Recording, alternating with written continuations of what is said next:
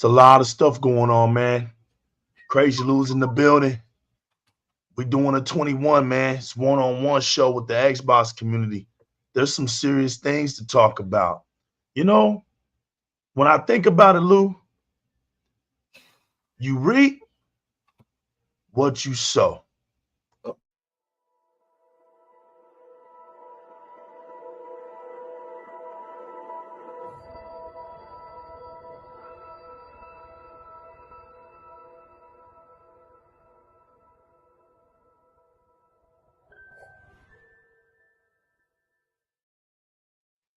I go by the name of the new legal. I got Crazy Lou Gaming in the building. This is Di-RRec Gaming. We come here to tell the truth and the whole truth and nothing but the truth. So help us gaming. If you like what we're about, please hit the subscribe button. Hit the notification bell. Never miss a beat on any of the videos that we bring here. In the meantime, leave a comment. Hit the like button. Share the video. Do whatever you feel. We are here, people. Let go.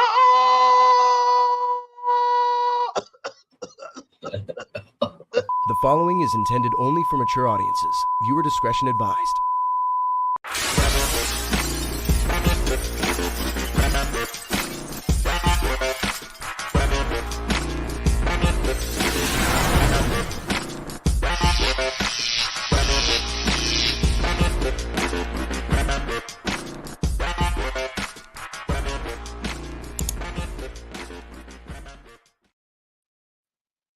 How you doing tonight, Crazy Lou? I'm doing fantastic, fam. How are you doing? And man, oh man, fam, I was so sad I missed Monday's show. I wish I could have been on, fam. I wish I could have been on. But I was busy with family. But other than that, fam, I am doing great. Lots of crazy news out there. Huh? Especially our favorite subject, huh? I mean, famo. It shames me and it brings me sadness every time I see these flip-floppers go out there and try to talk bad about Xbox and the numbers when we saw how beautiful these numbers were looking, famo. You see those numbers? Big on it. They had such beautiful numbers. What makes me sad, famo, is again, they try to split it up.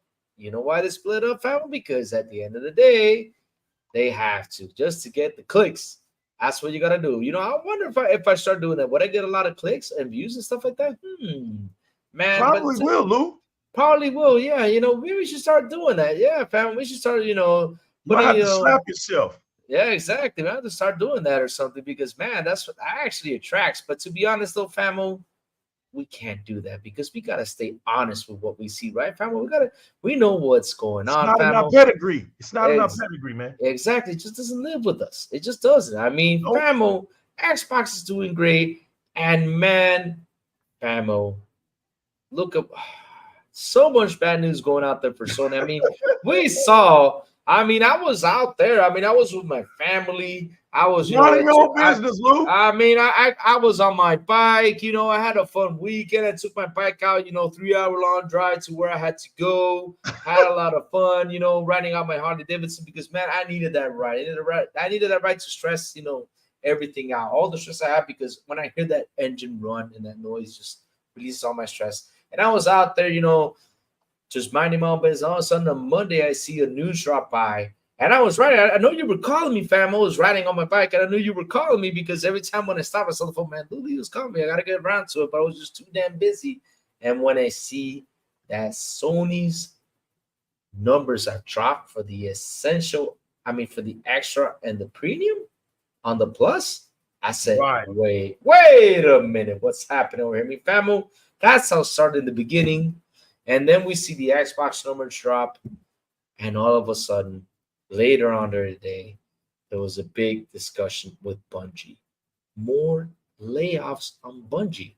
And not only more layoffs,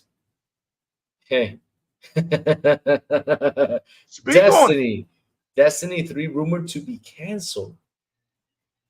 Holy smokes. I mean, what the hell kind of a deal did Sony made? And that's why this morning, famo, my video was called Sony PlayStation versus Bungie, the deal with the devil.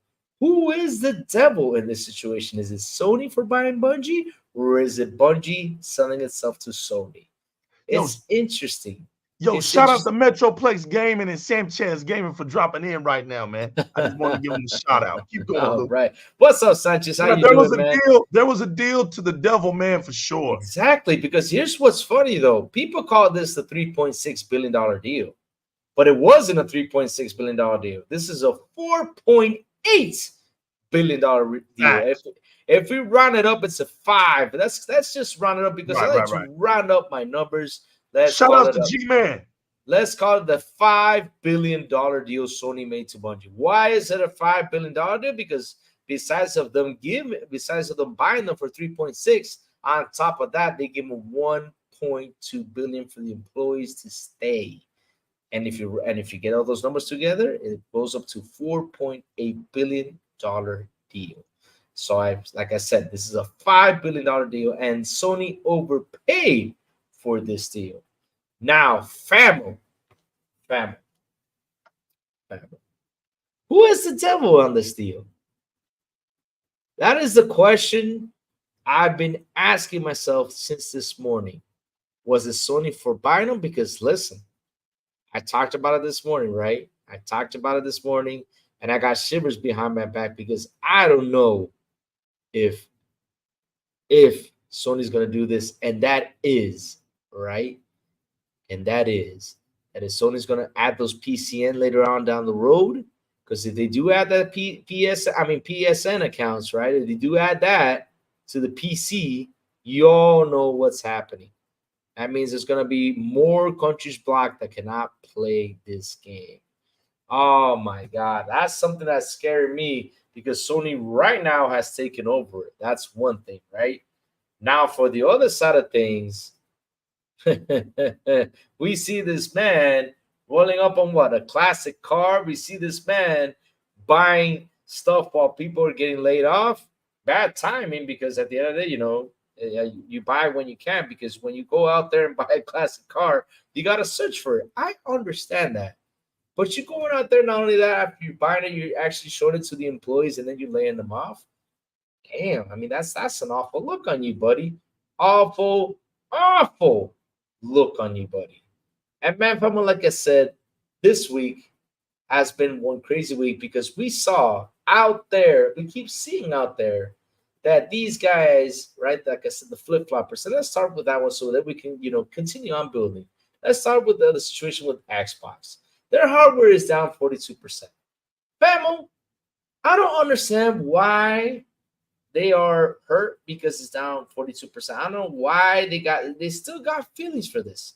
Because the thing is, no, it hasn't broken, John C. The chair is good, man. No worries, it's good. What's up, John C? How you doing? The thing is, though, famo, why is still stuck on this idea when Microsoft doesn't even make a buck on this console? I don't understand what's going on because, like I said, is it a loss for them? How is that a loss? They don't make any money on it.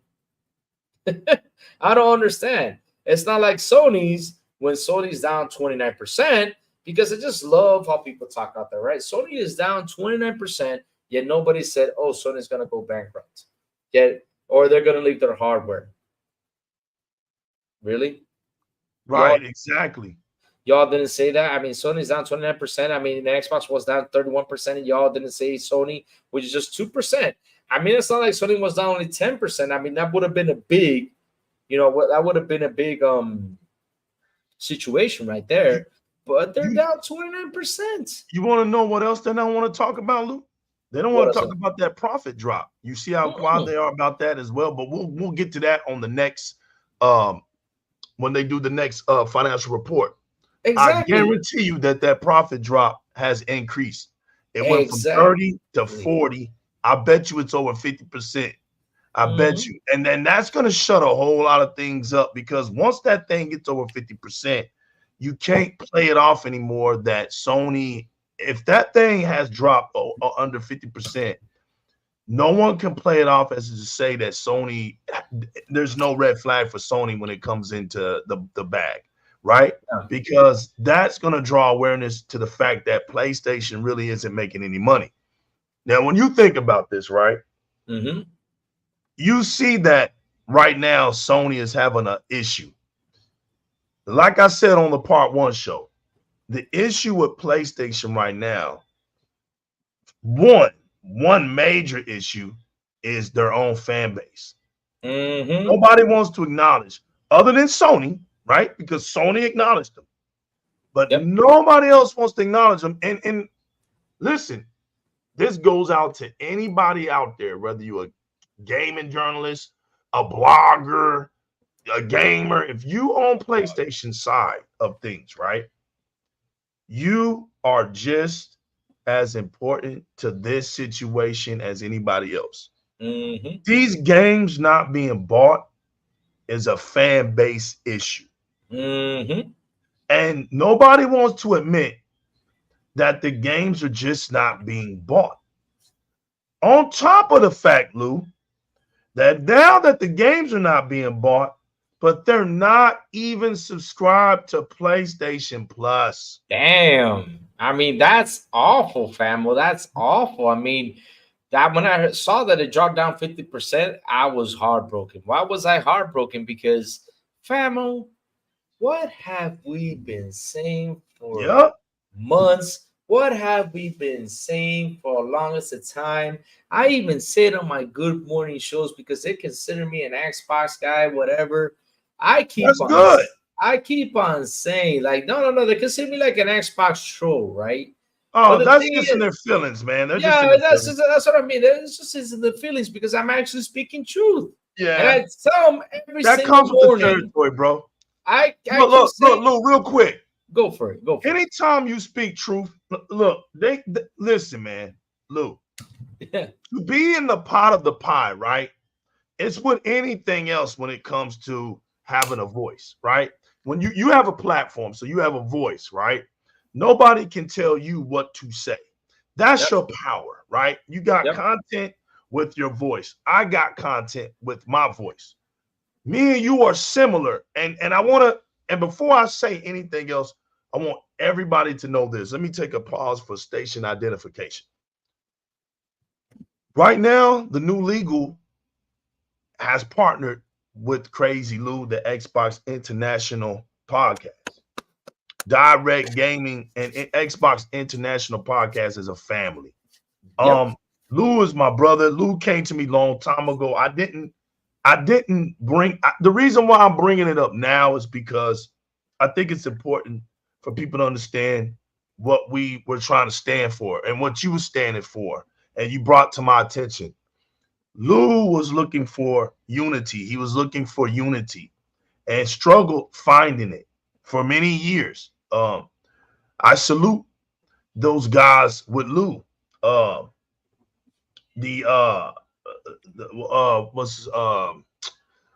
shout-outs, the silent ciphers, the plumes, the silent ciphers, salvos, and the salvos, and those guys, man, and any guest that showed y'all love, because you guys were similar to us over here, me and General and Stone Kings and guys that I'm talking about that went back with me, that were actually just not just rooting me on, but had a piece of the components, knowledge of putting these pieces together to make Di-RRec Gaming what it was. And me and you, we use our voice for our content. It's the things that we say.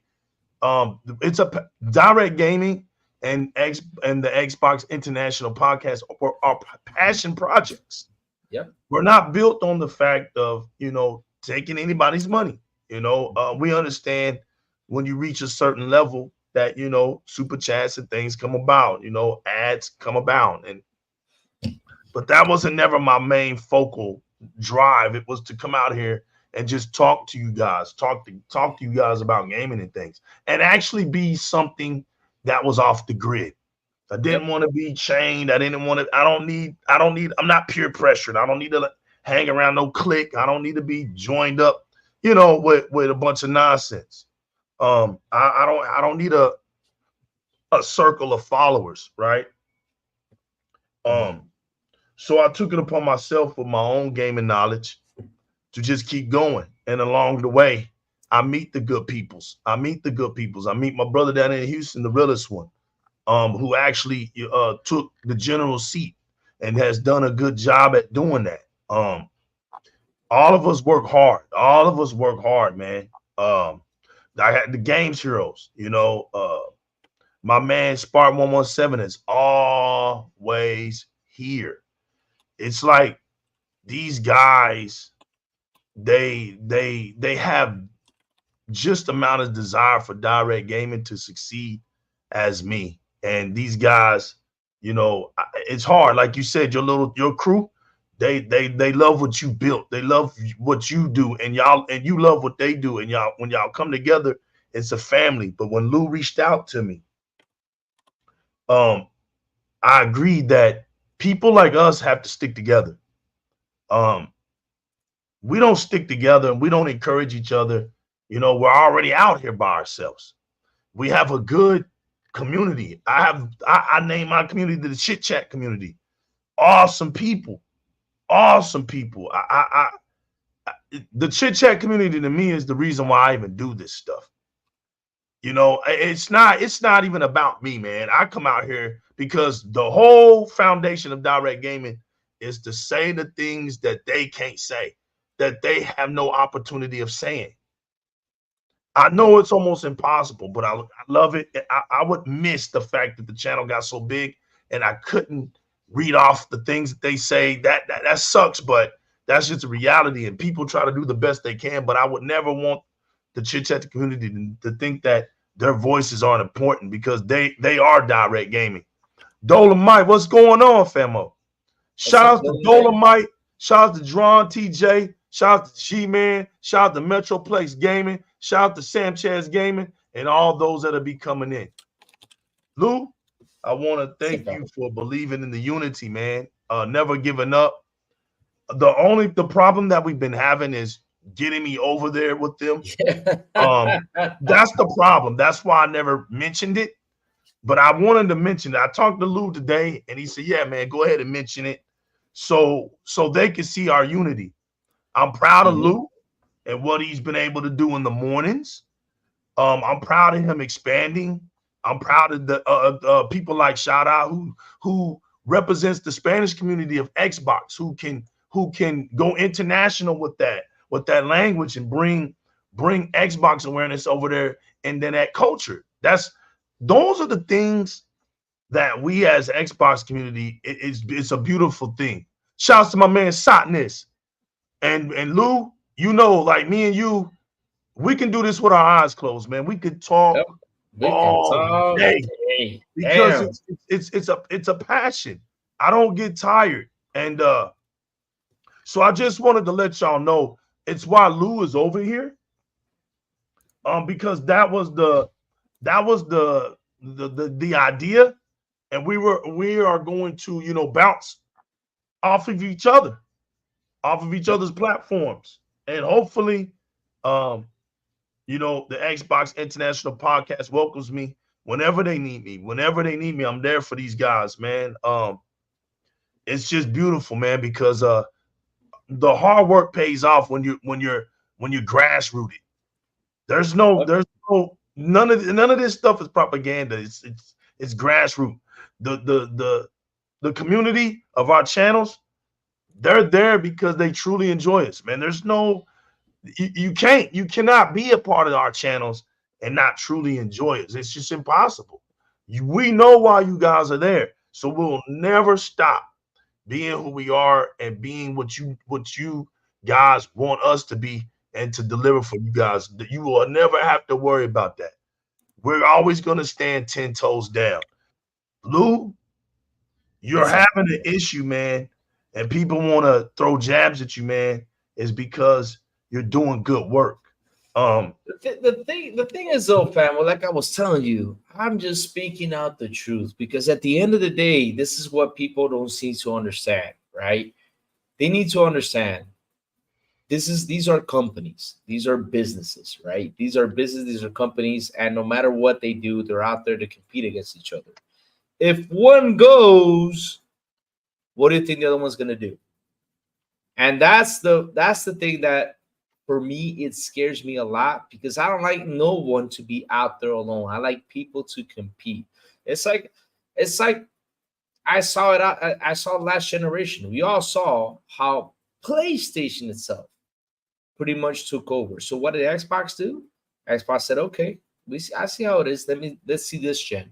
Look at all the great stuff Xbox has done. I mean, this generation has been a huge generation. It's been really great. I have seen, a lot of stuff happen. We have seen, a pandemic hit, but with the pandemic being hit, we have all seen like how Xbox is trying to evolve the business, because this is the thing though. People say they're killing it, but let me tell you something, guys. When a company is investing hard, I mean, they're not like, oh yeah, this is just like a little bit of money. No, they're investing a lot of money to evolve. It's because they got something going. A lot of people want to kill the brand so bad that I don't understand why they want to kill it. They say, oh, the hardware is gonna die. Guys, I got a question for y'all. And simple question. What happened to DVDs? What happened to Blu-rays? What happened to VHS? Those are hardware. What happened to all that stuff? I mean, what happened along the way?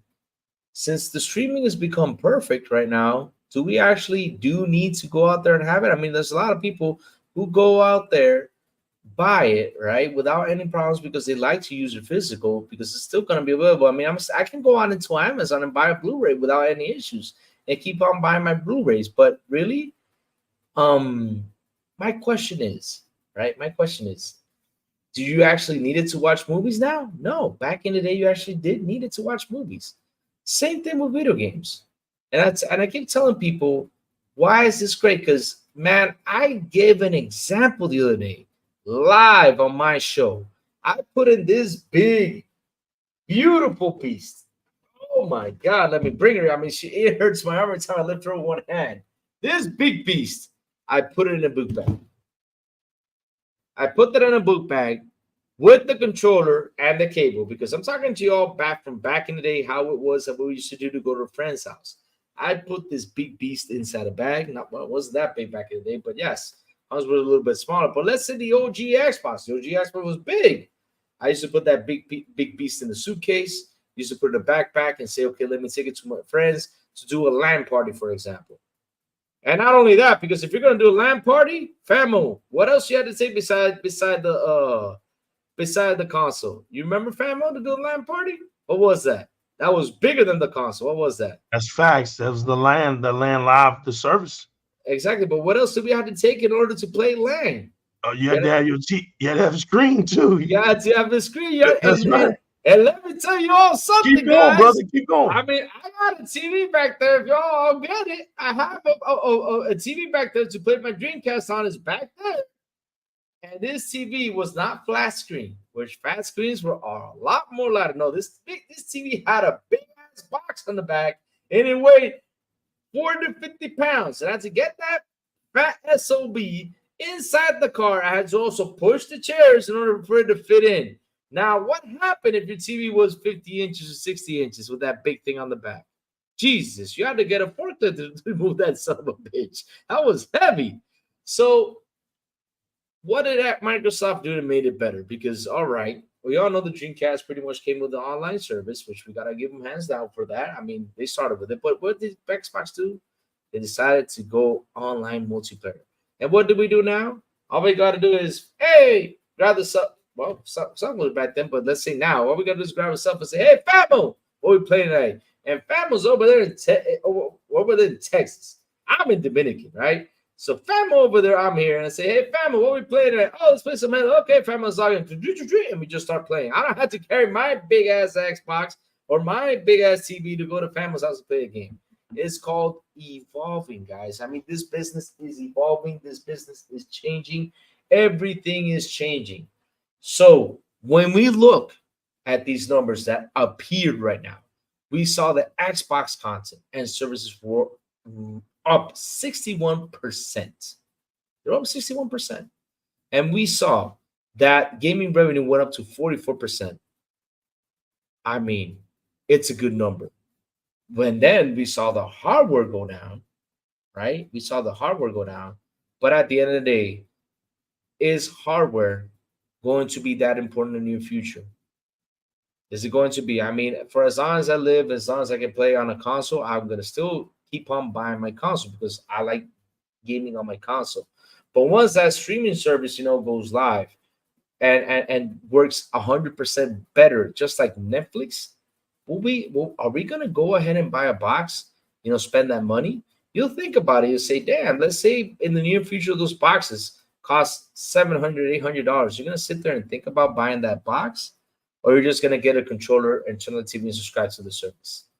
What's simpler?" I mean, no joke. That's what we did nowadays because we have little by little gotten adjusted to what technology is doing with the DVDs and all this stuff. I mean, the movies, we got adjusted to this. Now we got a Netflix. Now we got a Paramount. Now we got all this stuff, which is a lot of stuff. And what do? We sub. Some people don't even have cable no more. I remember cable had to go to your house and install. Now we got his internet and just watch everything you want to watch on the service. It's called evolving, and that's what Xbox has been doing. And that's the thing that people don't seem to talk about. So when we saw those positive numbers in there, where they make the money, am I happy? Yes. Did I separate them? Why should I separate them? Because that's the thing, though. Because ever since Phil came out at the beginning of this year and he separated things and said, well, without Activision Blizz, we would have been this much. With Activision Blizz, we're this much. He said that once. And why did he say that? It's in order to tell the investors why this buy was important. Look what happened after we acquired. Look how much we went up. Look how great it's looking. I mean, look how everything is looking way better than what it was before. Now people again separated it, and I'm like, why do y'all separate it? They're already fused. Phil just did that to tell the investors, look how we doing, with or without it. And now people are using that term and doing, this whole thing by separating, like, oh yeah, let's separate. Let's see how it is without it. Let's see how it is with it, just to get clicks. I don't understand why. Just be honest and say, hey, these guys fused. These guys are doing an awesome job. Look at these numbers. Look at these numbers ramp up, because at the end of the day, as an Xbox gamer, that's what I want to see. I want to see those numbers go up, not down. Because if it goes down, what happens, famo? They disappear and just don't keep on investing in what they're doing. So right now, for what it seems, that investment they've been doing is actually paying off, isn't it, famo? It is, man. And to some, we listen to some people, but I don't really put a lot of stock into these gaming journalists. They're not insiders, okay? They're there to just push media focus and keep clickbaits going on because they got to pay their light bill. But for the most part, there are regions in this world that consoles are just not available to people. Mm-hmm. Shout out to my man, Other Zinc. And, when you're trying to reach everybody, when you have a goal, a focus to try to reach everybody, you can't limit yourself to one hustle. Xbox has never been in all regions. It's never been an all regional console. Never. Mm-hmm. And for the fact that Microsoft has started to expand, shout out to my man 30 Below, has started to expand. Welcome everybody to the part 2 show. I believe that when you have people out here that have talked a good game, right? But we know the language of what true Xbox fans sound like. We did a show on it. I mean, there was so many people in the chit chat that were just speaking the language, and I was using a lot of people's comments to let people know just what we sound like. So it's not something that what I'm saying is bizarre. The real Xbox fans know exactly what I'm talking about, right? You got people out here that's got, platforms, big platforms, but that doesn't mean they're putting work on Xbox. And so, we've been trying to tell people, once we realized what Game Pass was about, right? we understood that Microsoft was going to make their transition because Microsoft was telling everybody they were. PC was something that they went to at first. They got scrutinized. They got laughed at. They got crucified for doing it. But that was just people being dumb because Xbox was always on PC and PC was always on Xbox. That goes all the way back to Halo, Combat Evolved. It was on PC as well. PC was never a stranger with the Xbox community. The thing is, it wasn't like it is today. But with Game Pass, with services, when Microsoft understood that bundling up is the future, hardware can never be the future. Like anybody who keeps thinking that hardware is a future for anything, hardware has a expiration date on it. I mean, it just does. Let's take cars for a moment, right? In just 30 years, I'll go back 35 years. As a matter of fact, no, let me put it like this. I will say 40 years. 40 years. Do you know there was cars that still had carburetors? Damn. Carburetors, people. There was carburetors in 85, 86. Carburetors. Then it went to what? Fuel injection. Mm-hmm. From fuel injections to smaller, bigger engines to smaller engines with longer pistons. Because as we evolve, like Crazy Lou is saying, you evolve, you start to understand what things are really about and where the focus of attention can really be. Now we used to go from big, massive V8s. Now you can get that same performance in a smaller engine with what? A V6. Why? Because you can dual the V6. You can dual it. When you dual it and you make those pistons longer, you're getting the same result. Yep. The car can be lighter now, less torque. You can hug the road. You see what I'm saying? And then watch this. Here's the crazy part, right?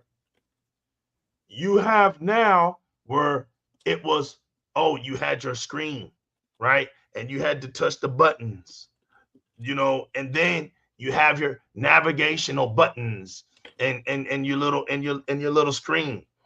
Then the little screen became unpopular. Yeah. And my man Deploy 619. Man, Famo, man. Good like to see I say, they have it easy nowadays because Famo, remember? Well, I'm about to watch me cook, Lou. Okay. I got you. Watch this. Yo, shout outs, man. Shout outs to y'all coming in.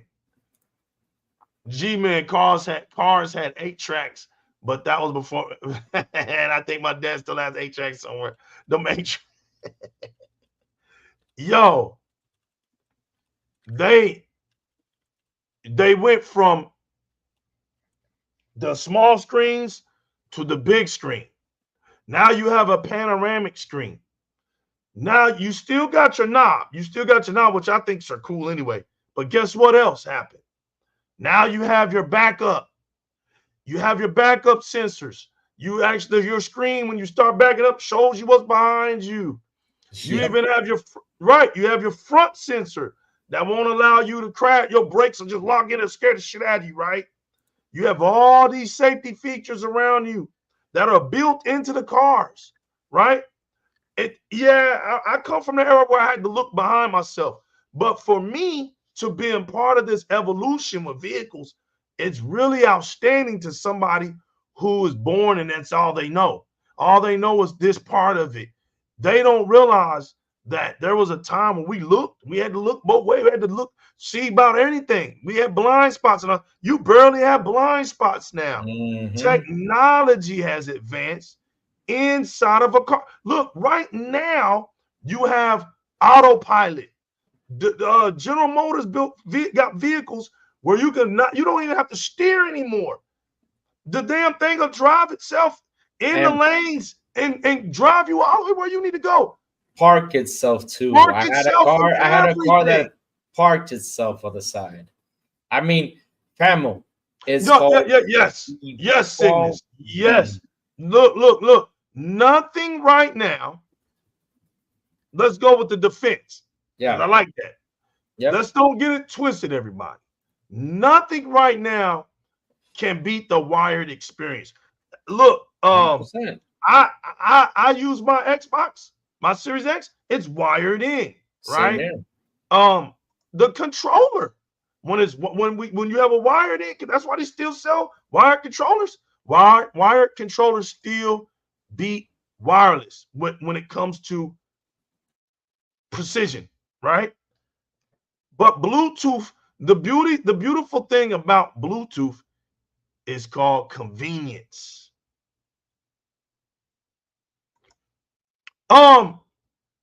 Deploy, I wouldn't say humans evolve, I would say humans adapt.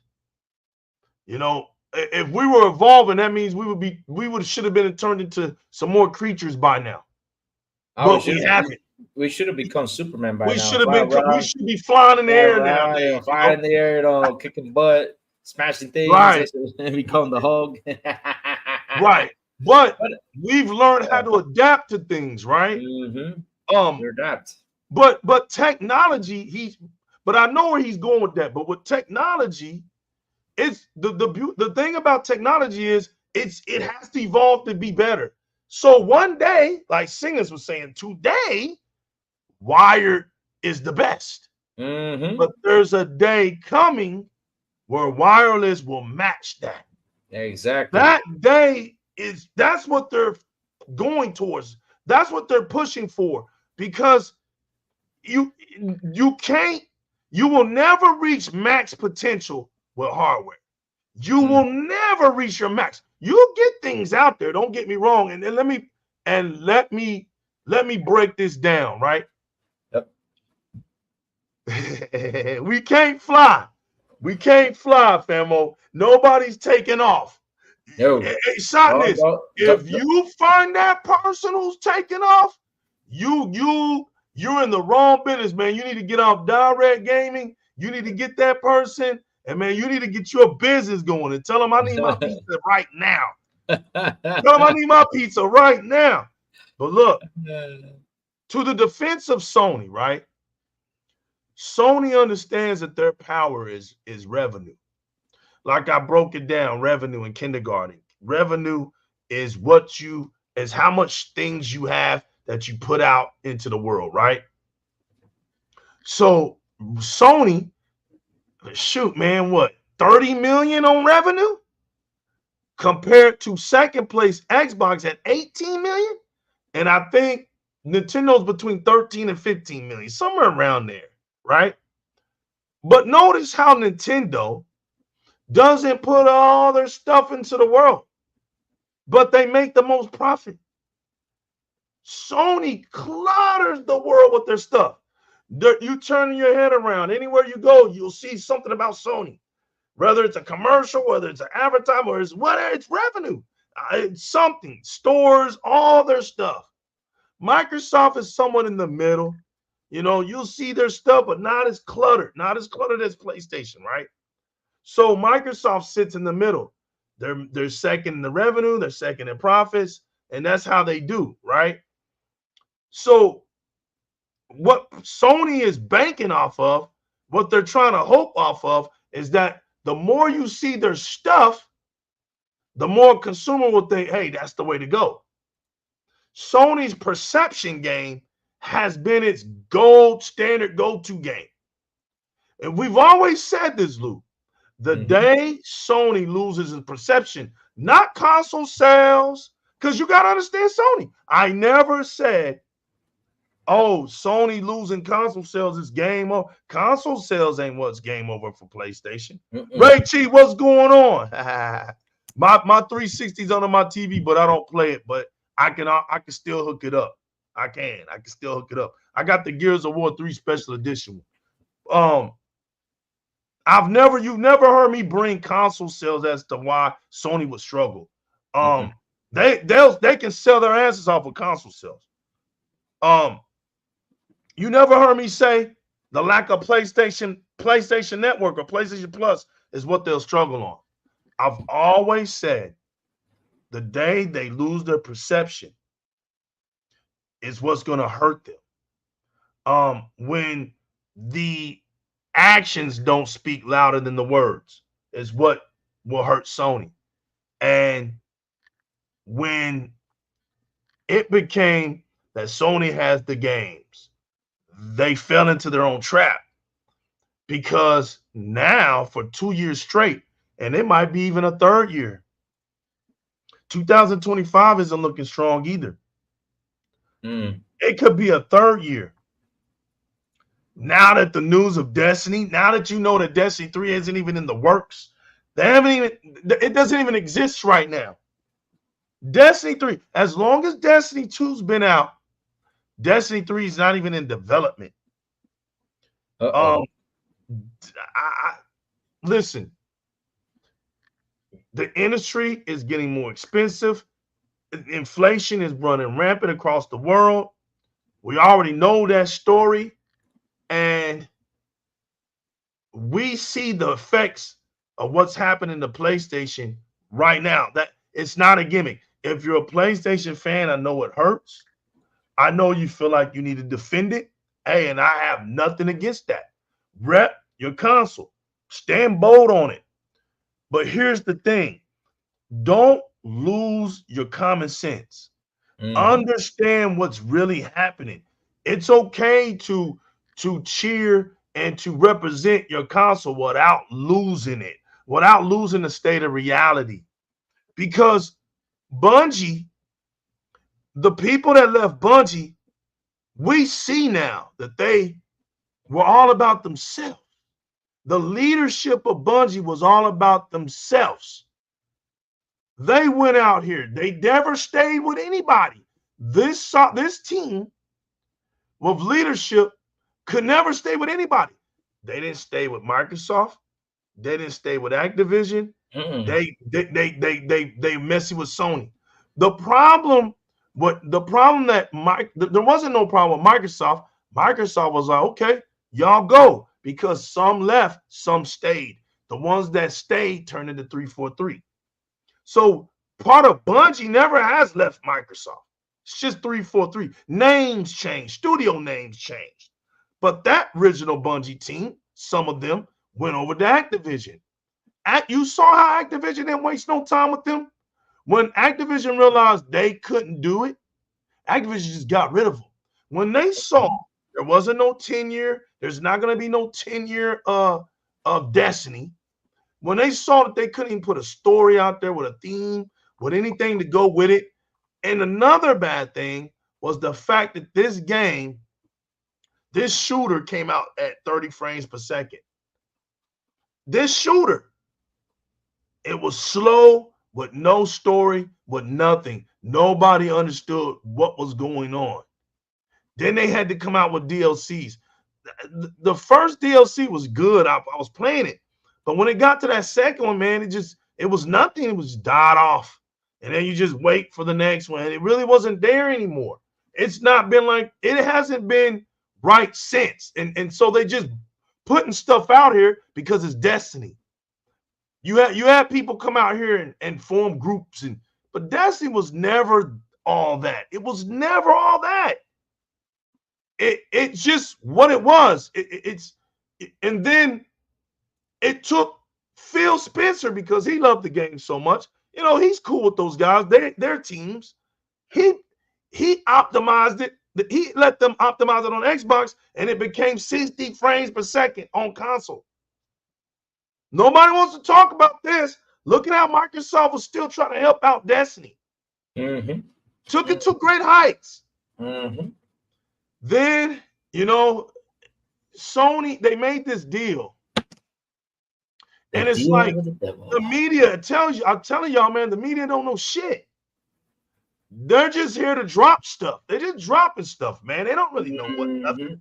They're no different from us, huh? They don't know nothing unless somebody tells them. They don't. There's no insiders. They're not out there just sitting there, you know, oh, yeah, we seeing this. No, none of them companies are doing that with them. And so they're the ones that came out and report, $3.6 billion. You know, Sony bought Destiny. And everybody at first was like, oh, well, damn, okay, well, that's a good move. And I'm going to be honest. It didn't really bother Xbox fans because Xbox fans were not really playing it like that anymore. And so I was like, well, Sony needs a shooter. That's the way I looked at it. They really do need a shooter. They got Destiny. It makes sense. And then before you knew it, Destiny's remaining on a multiplayer game, and they're able to, whenever they make video games, they're able to put it wherever they can to expand and gain a new audience. And then everybody was like, hold on, wait a minute. Hold on. You mean to tell me that y'all paid $3.6 billion for Bungie to just be the same way it's been this whole time? And so then fans was like, well, then what was the point of buying them if look, and I'm just keeping it real. We come here to tell the truth, the whole truth, and nothing but the truth, so help us gaming. Listen, I've heard it from everybody. Oh, I heard everybody that sways the fence. I remember people used to give PlayStation a pass. When we saw the first signs of the earthquakes happening, I would say about 2.5 years ago. I wouldn't give it a complete 3 yet, but at least a good 2.5 years ago. I will say, I would say a 3, because it was in 2021 when they felt the earthquakes then, and they were making excuses because these were during the times of the Returnals and things. When people wasn't buying those games, you saw that the gamers wasn't buying the games. It started back with the Returnals, and they started coming out, and they all know who they are. They started to come out and give Sony a pass. And here was a lot of them. A lot of them were saying, well, you know, on YouTube and everywhere. Well, you know, the excellent record of PlayStation, you know, when they have a bad year, so they can get a pass. You don't know how many people I saw said that, bro. And I was saying to myself, these are going to be the ones that get hurt the worst. You know why? Because they're not willing to hold Sony where it belongs to be, where it needs to be held. When Sony's not doing well, it needs to be called like that. You don't give passes, because see, that boomerang effect happens. You know what I'm saying? And when the boomerang happens, now you got to start making excuses. And I said, that's not a good look. If Sony's not having a good year, just say Sony's not having a good year. Because you're damn sure not going to sway from. Look, they don't give the same energy. Let's just keep it real. Microsoft has started to turn it around the last 2 years. And to be honest with you, it started at the end of 2021. The engine started with Forza Horizon 4 or 5. I'm sorry, 5. It got robbed. Cyber Gunner, what's going on, man? It got robbed. Shouts to Cygnus. It got robbed heavily. People by the masses went to that game. And before we end the show tonight, nah, I won't even go there. But I'm gonna just say this, y'all. Keep your eyes on Forza Horizon 5, because this thing might get real hilarious soon. But when that started, you could see people, they saw a shift happen. And for the first time, you saw people hype for Xbox. And ever since that happened, Microsoft has been finding ways of executing. And to be honest with you guys, they did it with their shows. They had that first Di-RRec show and that Xbox show, and it was a success. And they listened to their community. We told them, you don't need to do anything. You can do your own shows and be great.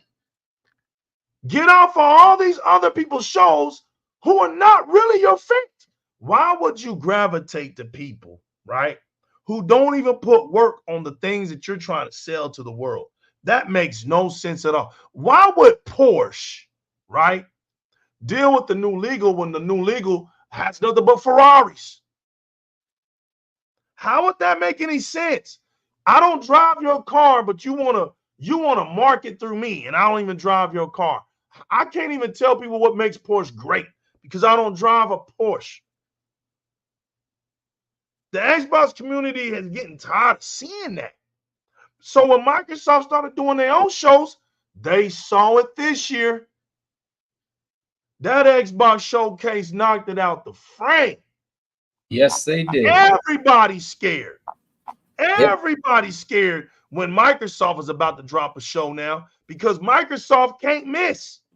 And look at it. This has been going on for a while. We already know why Nintendo jumped out of that game because Nintendo knows that what they're going to show is the same old things. They're not even willing to waste their money anymore. So Nintendo did their Nintendo Direct. They get their views. They say good night, everybody, and they turn the lights out and they keep it moving. PlayStation, on the other hand, has nothing to show. So when we saw that their state of plays were dropping and they couldn't even show you games that their fan base recognizes, we knew right there was a problem. And the bigger problem is when Microsoft dropped day one games on Game Pass, which Sony is to this day is having a severe problem to match. It's having a severe problem to match that. And so now State of Play has become just this thing to where Sony just drops it. We need to drop something, show games. And the messed up part about State of Play now is they show third-party games. Sony is becoming a great advertiser for Xbox now. Who would have ever known this? That State of Play is nothing but free advertisement for Xbox. Family, you want to know what they showed in State of Play? You want to know? You want to know? You want to know? I'll show you what they showed in State of Play. Y'all ready? Oh, man. Y'all ready? This is what they showed in State of Play. This is what they showed in State of Play. This is what you got. You got a pizza box on your head for Silent Hill. That's what you got on your State of Damn Play. That's crazy, right? Cyber Gunner says more like State of Decay. He's right. Oh, man. Famo, the thing is, Famo, we've been year after year, ever since this man sat down and grabbed PlayStation. I said it before, I said it again. When they got rid of Layden, big mistake on their side. Okay. But now, look how it's going. I mean, when Jim Bryan came up to the top, right? When Jim Bryan, came up to take the lead, the business things he was doing, I said, this man does not know what he's doing. He's making things a big mess right now. This man is not. I mean, first off, I remember when he said that he believes in generations. That was the first thing he said, right? Oh, wait. Oh, Lou was working the PS3. Oh, my God. Silly, don't get me started on that. Because don't get me started on VR. I mean, I'm reading a lot about the VR2 and that price cut. You know what that means? They're killing that thing. They're actually going to get rid of whatever they have on stock back there, and they're probably going to kill that thing. They probably will. I'm reading into that. That was another big mistake because it should have made it flexible for PC, and they didn't. And even though with the adapter, it's still not worth it because you could only use like 10% of the features the headset has out of 100. So why the heck am I going to buy a headset? I'm just going to use 10% of the features for that price. I mean, they could sell it for 100, and I still wouldn't get it because I want to use all the features it has, which is stupid. But okay, let's keep on going, right? Because go ahead. I don't like VR talk, right? But family, we've been for years seeing all this messing up. I mean, he went out there and he said, we believe in generations. We're going to start doing games only for the PS5. First mistake. You got 120 million consoles out there. Why the hell are you going to ignore that 120 million consoles out there, but just working games on just the PS5? This is why Ratchet and Clank Rift Apart didn't sell as well. This is why some other games didn't sell as well. That's why it didn't. This is why it didn't. right? Rift Apart didn't sell well. Demon Souls didn't sell well, which I don't know why it didn't get a PS4 port, which is crazy because you were like, oh, we believe in generations. That was your first mistake. And then along the way, they decided to change it, right? Then we see he started throwing games on PC. Mistake on the games on PC was he was taking too long to release them. He was taking too long to release them. You should have gone day and date. Microsoft did it in 2014. Look how well it has gone for them. Why didn't you all do it day and date? That's the second mistake. Then they came out and said, well, we're going to throw it out a year after. Then it came out to 3 years.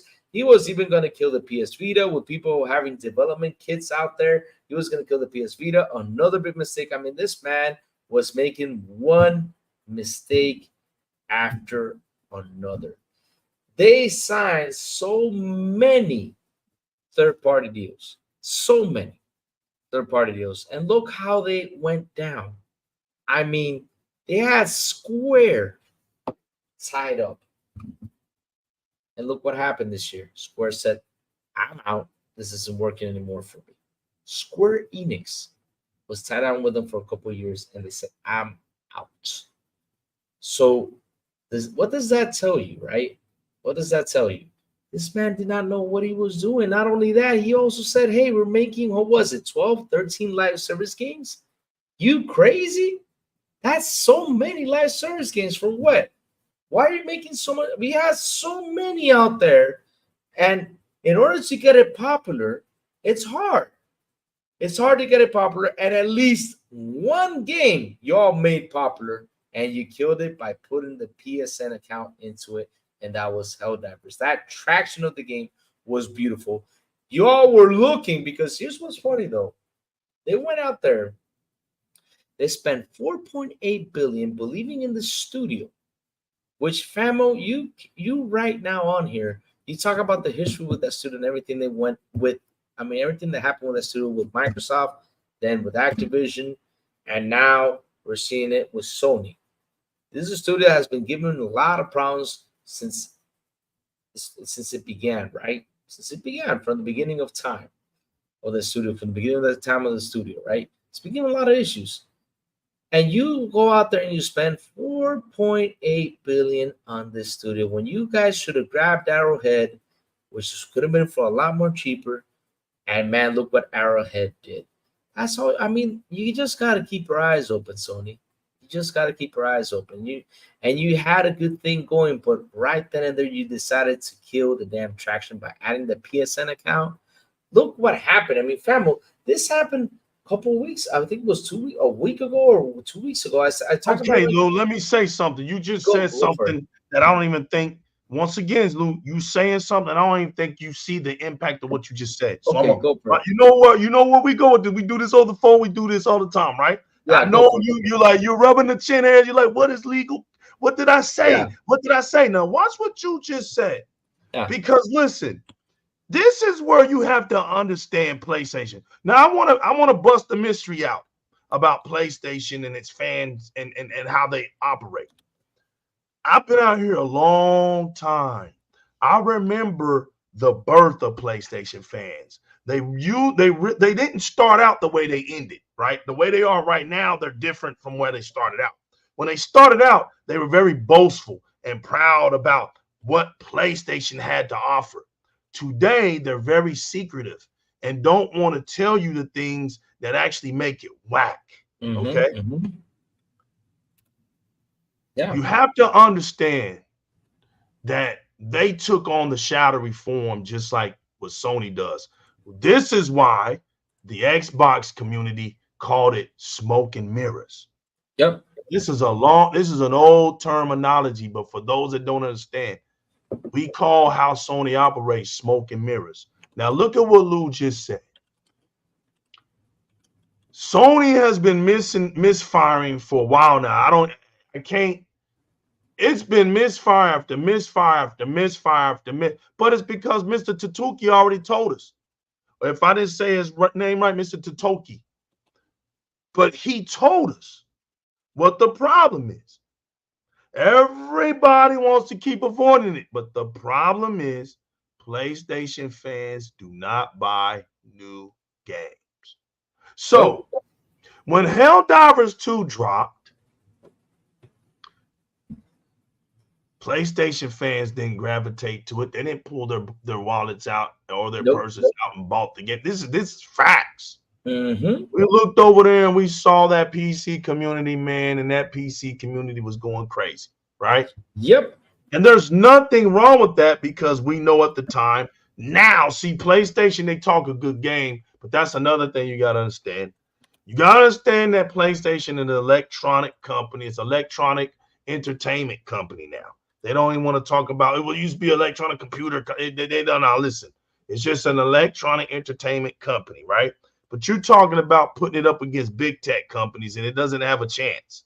So what Sony does is it talks a good game, it puts its chest out, but it deflates, goes back, and it waits for what the big techs do. And then what they try to do is copy. They have to try to copy it. The only problem is they can never copy it at its best form because they don't have the resources to do it. So you see a lot of things lacking when Sony steps back out in the scene and they start trying to do things, right? So look at what they did.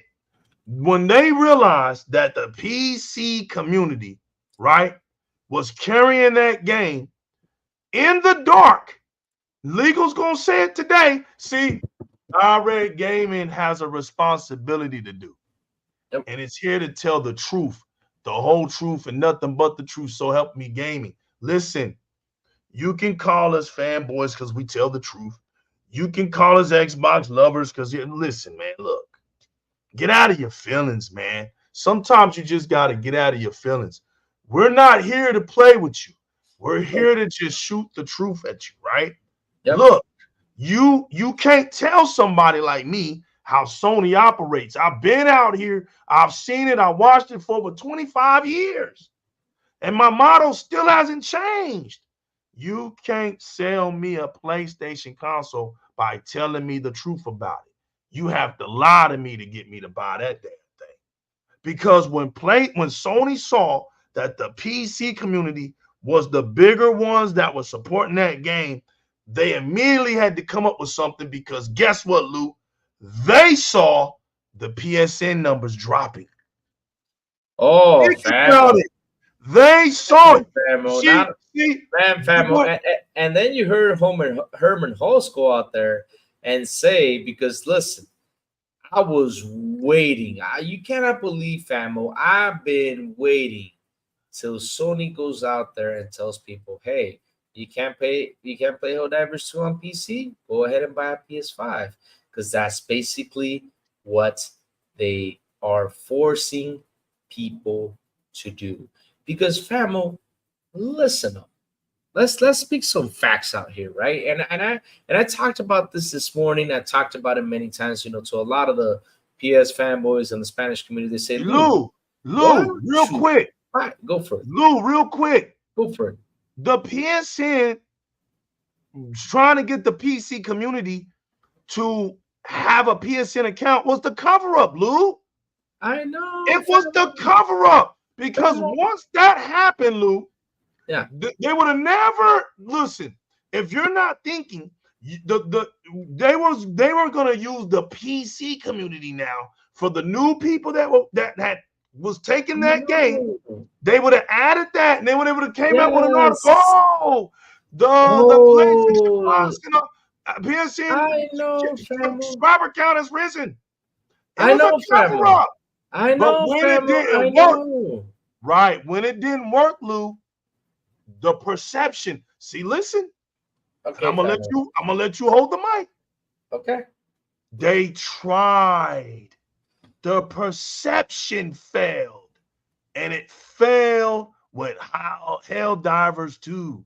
See, the key was to get those people on PSN, and look, here it is. Well, you don't have to. You just gotta create an account. Why? Because then they would have used that just to say, hey, we got an active user. You have to pay into it. Just get an account. We know how Sony operates, people. Then they'd have been talking about how the numbers been so good. There's the perception, right? The perception. How in the hell can you have a fan base not buying games, not buying new games, but your service is skyrocketing. They tried to do this cover up, but then when it didn't work and it fell apart, and the PC community said, "Screw you," everything came to light. Sony don't like to be in the light. They operate in the darkness. This is exactly why I want to keep saying it. I try to beat the dead horse with this, and then I'm gonna let you take over, Luke. All right. Everybody, do not forget that Sony is in a $7.9 billion lawsuit for robbing you, PlayStation. The same people on Twitter that for everything Sony does, they defending it. Sony's been robbing you. They're in a lawsuit taking from you, and you blindly zealoting away. You're an extreme zealot, but at the same time, they're robbing you blind. And Luke, take over, man. Famo, here's the thing though. Why does Sony want to do that is because look what happened these days, because this is something that nobody talked about. The AEC found the Vic. What's good, baby? Keep going, Luke. What happened these days? What happened these days, famo? Simple and easy. We saw that Xbox, Nadella came out and said we have 500 million active users across everything.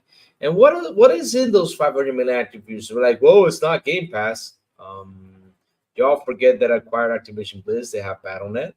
They have a lot of stuff out there, that they have a lot of services under their command right now that, of course, Nadella added it up. I mean, seriously, they have and it's true, they have 500 million active users. So that's the problem. Listen, family, I'll tell you this much, right? I have two PSN accounts. I have two. I have one that I've recovered. It took me a while to recover because I accidentally sold a PS4 with that account in it, and I couldn't recover it because that person immediately did something. But I actually finally found a way to recover, and I recovered it, changed the password and everything. Thank God. And I had a new one when I bought the PS4 Pro. So I have two PSN accounts, right?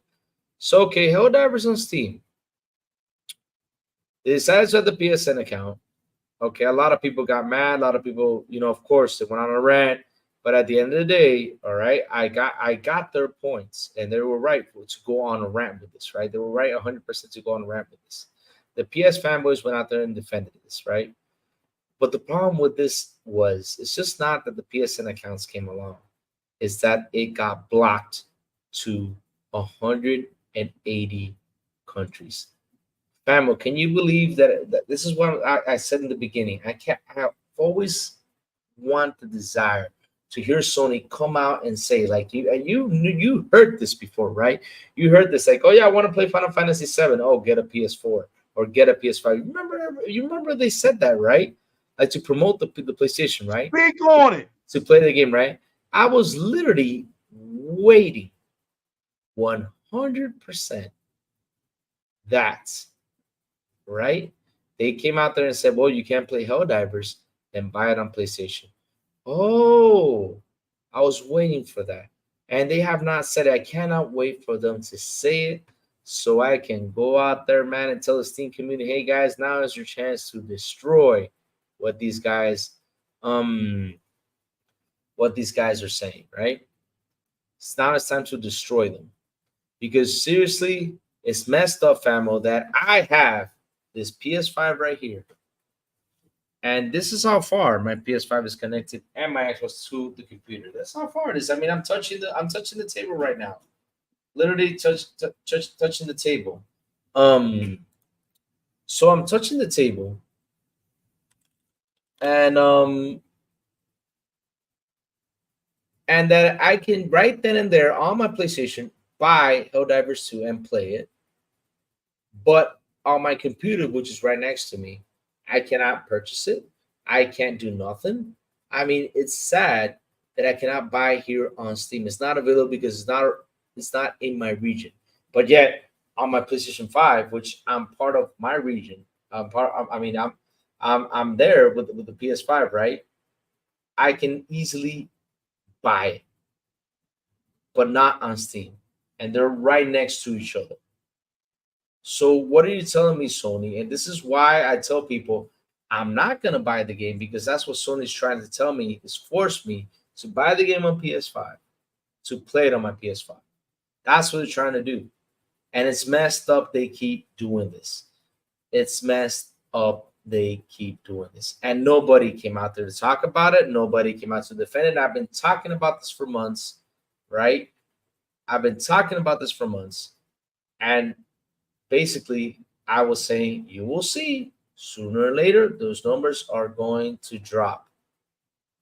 They are going to drop. And when they drop, right? When they drop, it's going to die. And guess what happened? Because at the end of the day, who bought the Helldivers game? Was it the PlayStation community? No, it was the Steam community who bought Helldivers. And this number you guys showed, you guys said we have 12 million sales. That number would have been up to 20 to 25 million. And I love the article when it came out. They were saying, well, the game lacks of content. It's normal that it drops. It wasn't because of the lack of content. I'm sorry. No. Steam MDB said this. Steam MDB said this. They said loud and clear it was because they blocked the regions. That's what happened to that game.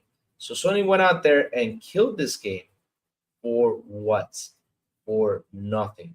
Because let me tell you something, famo. If they would have prepared better, they would have said, okay, guys, since the game from the beginning, because like I said, it's all communication.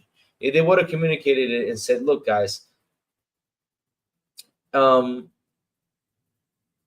would have said the game came out, but yes, you have to have a PSN account.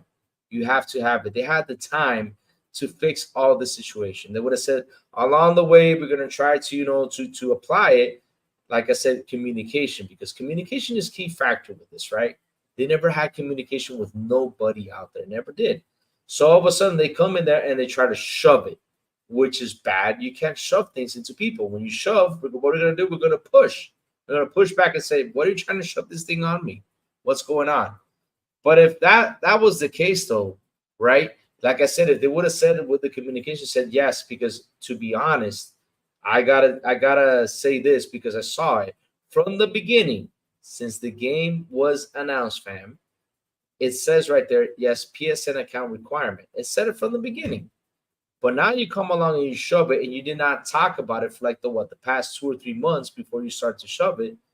That's where you messed up.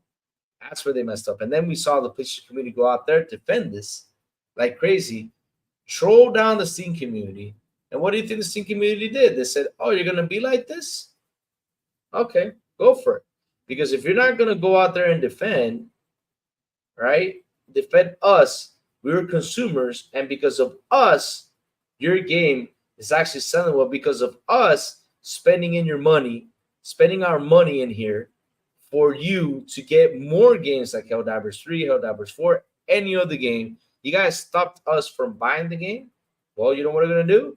We're going to move on. And that's what the Steam community did. They moved on. And that's why this game dropped massively, because what Herman Hulse said the other day was, hey, we're going to put some games in on PC, but if we get a sequel, we're going to put it on PlayStation first. And then along the way, we'll get people, to PC.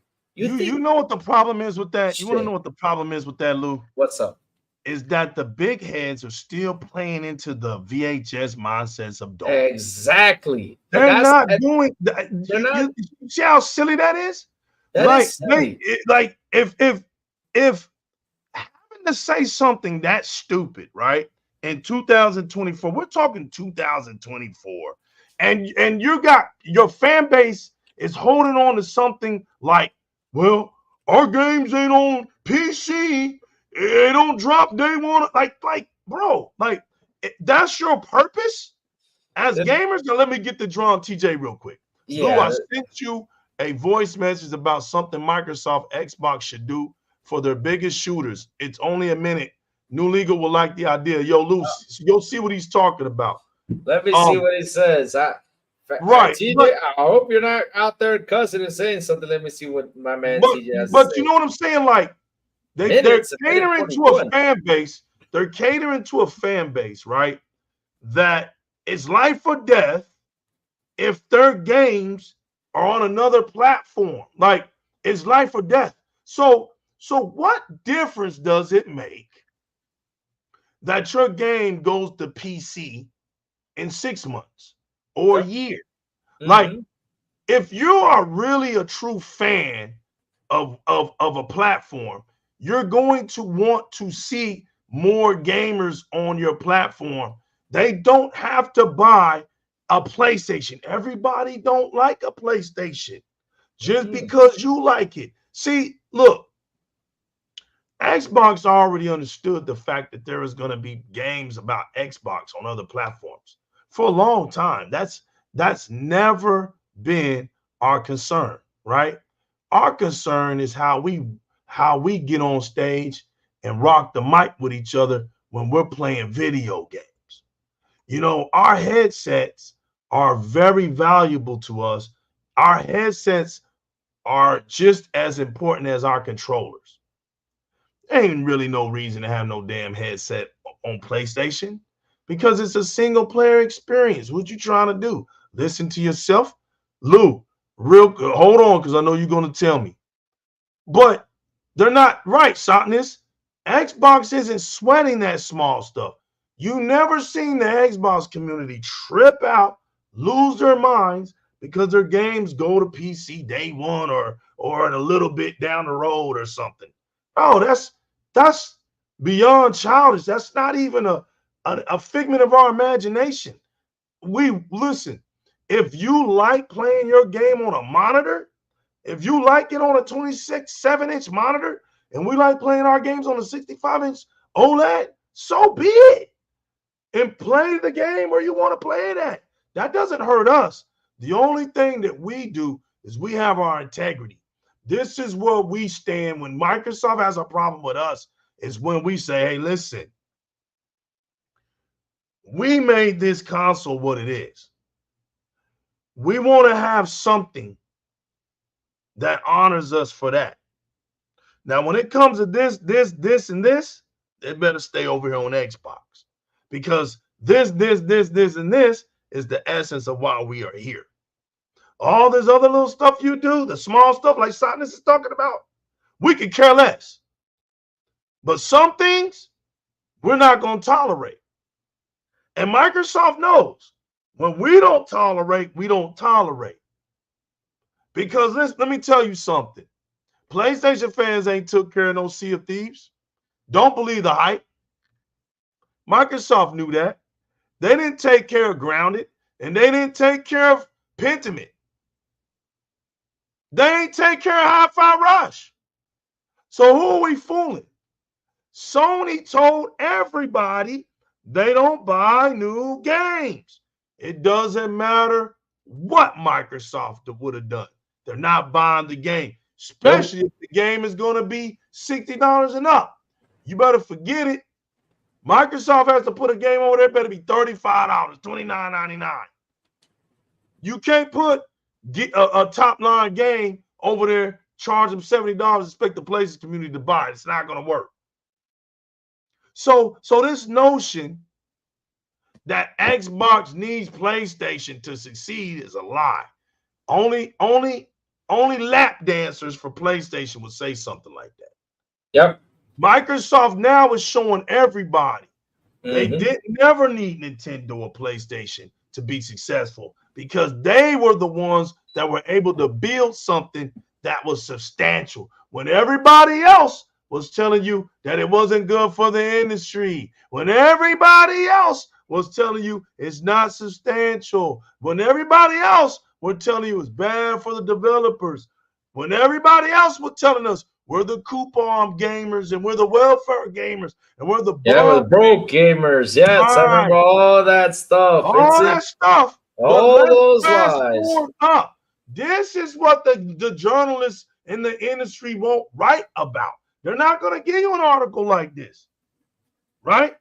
Today, Game Pass is still climbing while the PlayStation Network is declining. Yep. Today, Xbox, you saw it. We Yep. didn't have to say anything.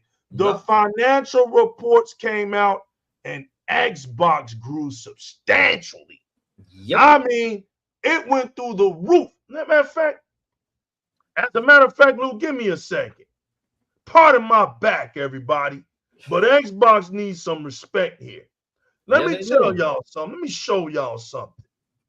That Xbox started out -3, people. -3. Okay? Yeah. Dolomite, I'm glad you said that because that's in the bank too. That's noted that Microsoft doesn't even view Sony, Nintendo as because this you know what? is facts. Yeah, For the purpose of this, Dolomite, Xbox is a platform. It's not a console. So as long as you put it in a console, it gives donkeys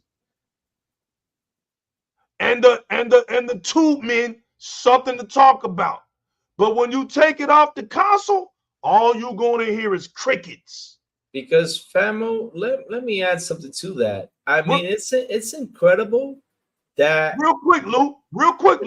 Go. Real quick. Keep your thought. Oh, okay. Xbox content services. Mm-hmm. And then I gotta do Drawn TJ.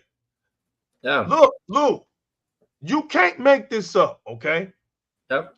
Windows, which has been the longest, biggest division of Microsoft since it came out, 95. Yep. Mm-hmm. It was down -15. Then it dropped to -39. Then it went up to -28 and went up to -12.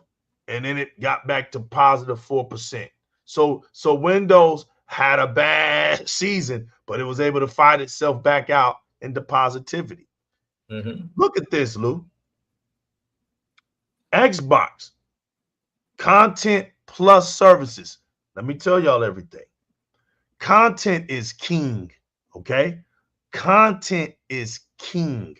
But it got over here in that little white box, plus services. Xbox started out as -3.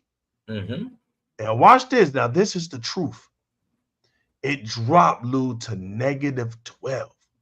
Lou, salute yourself for being one of those Xbox fans during the -12 era when everybody bashed the hell out of out of Xbox, talked it down, loved to just shit on it. That was the -12. They still do. Now watch this, y'all. There's been no more negative after the -12 because something happened. Service happened, and this thing came out of the trash can to a +3%. That was a 15% increase. Yeah. Now watch this. After the 3%, it goes up to 5%. That's a 17% increase. And then from there, it goes up to 13%. Lou, let me tell you something, man.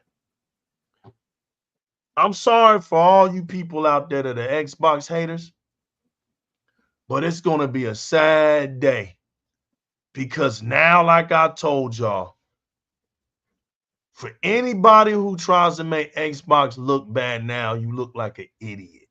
Because Microsoft with Xbox right now is not stopping. It's going through the roof. Drawn TJ, you want to keep Gears, Doom, Halo, and COD relevant every season. Warzone switch to Doom, Halo, Gears, and back to COD. You keep the shooter names in people's mouths and mind. Go ahead, Lou. I know what TJ was talking about, and that's a good story, like for us, like to jump into it. But you know, the thing that TJ wants to do is he brought in an idea, which I said, hey, you know, I heard your idea, but this is what they should do. Instead of using Call of Duty for that, what does an Xbox just make a modder, right? Just make a general thing where everybody who's in the Xbox community can jump in there, make a map, and add all them shooters all together. You don't even have to do season. Just let people work on it and add all the shoes like the COD characters, like the Doom characters, the Halo characters, and just let people mod, do maps in general. That's a good idea. I mean, Xbox can actually do that and let people create and let them have their fun. That's actually a good idea what he brought in. I mean, they got so many characters right now that they could actually do something big like that. And people could jump in there and say, okay, let me make a big map. Let me make a small map. Let me bring some vehicles. Let me bring some Gears of War vehicles. Let me bring some Halo vehicles. I mean, let's get a Smash Shooter Bros type of situation. Or right there for people to do their own thing. And Xbox once in a while release like a couple of things, release a couple maps, you know, and just have them all together, kind of like a Smash Bros type of situation, but with shooters. I mean, that's actually a good idea what TJ brought in there. I mean, if Xbox could do that, that'd be freaking awesome. That would be awesome, you know? I mean, I don't have to get Warzone to keep changing because at the end of the day, though, Call of Duty should stay its own way. Doom should stay its own way. But if Xbox can make something that in general, people can jump in there and do something like that, do something creatively, that would be freaking awesome. That would get a lot of people onto the console, you know, and do creative stuff. Not only on the console, everywhere where it's available, because we got to speak on it and speak the truth because, hey, it's Xbox is everywhere. We cannot lie about that. And let me be clear. Yeah. Game Pass won't be on other consoles. So what did that do? That just eliminated the whole fact that, if I want to play Game Pass, it's going to come to my console and it ain't called Xbox. It eliminated that. And that's whoever wants Game Pass, you can get it on anything other than the console out of Xbox. Exactly. You can get it on PC, you can get it on your tablet, you can get it because here's the power of Game Pass. If you're sitting still, it's not where the money's at anymore. Sitting still doesn't get you money. You have to be moving. So Game Pass is going to be on those tablets because you know why? That's where the children are at. Game Pass is going to be on those phones. That's where the people are at. You know what you can do with a fire? Cygnus, you want to know what you can do with a Fire Stick? I got mine. As long as that TV has the proper HDMI, you can take that Fire Stick anywhere you want. That's mobile. Now that Xbox is on Fire Stick, look where Xbox is going. It's going wherever you take that Fire Stick. Yep. Look, Microsoft is so ahead of the game right now. They're right where they want it to be. And you heard Matt Booty. He says, now we are where we want to be. Famo. He said it. Look, you don't see those games.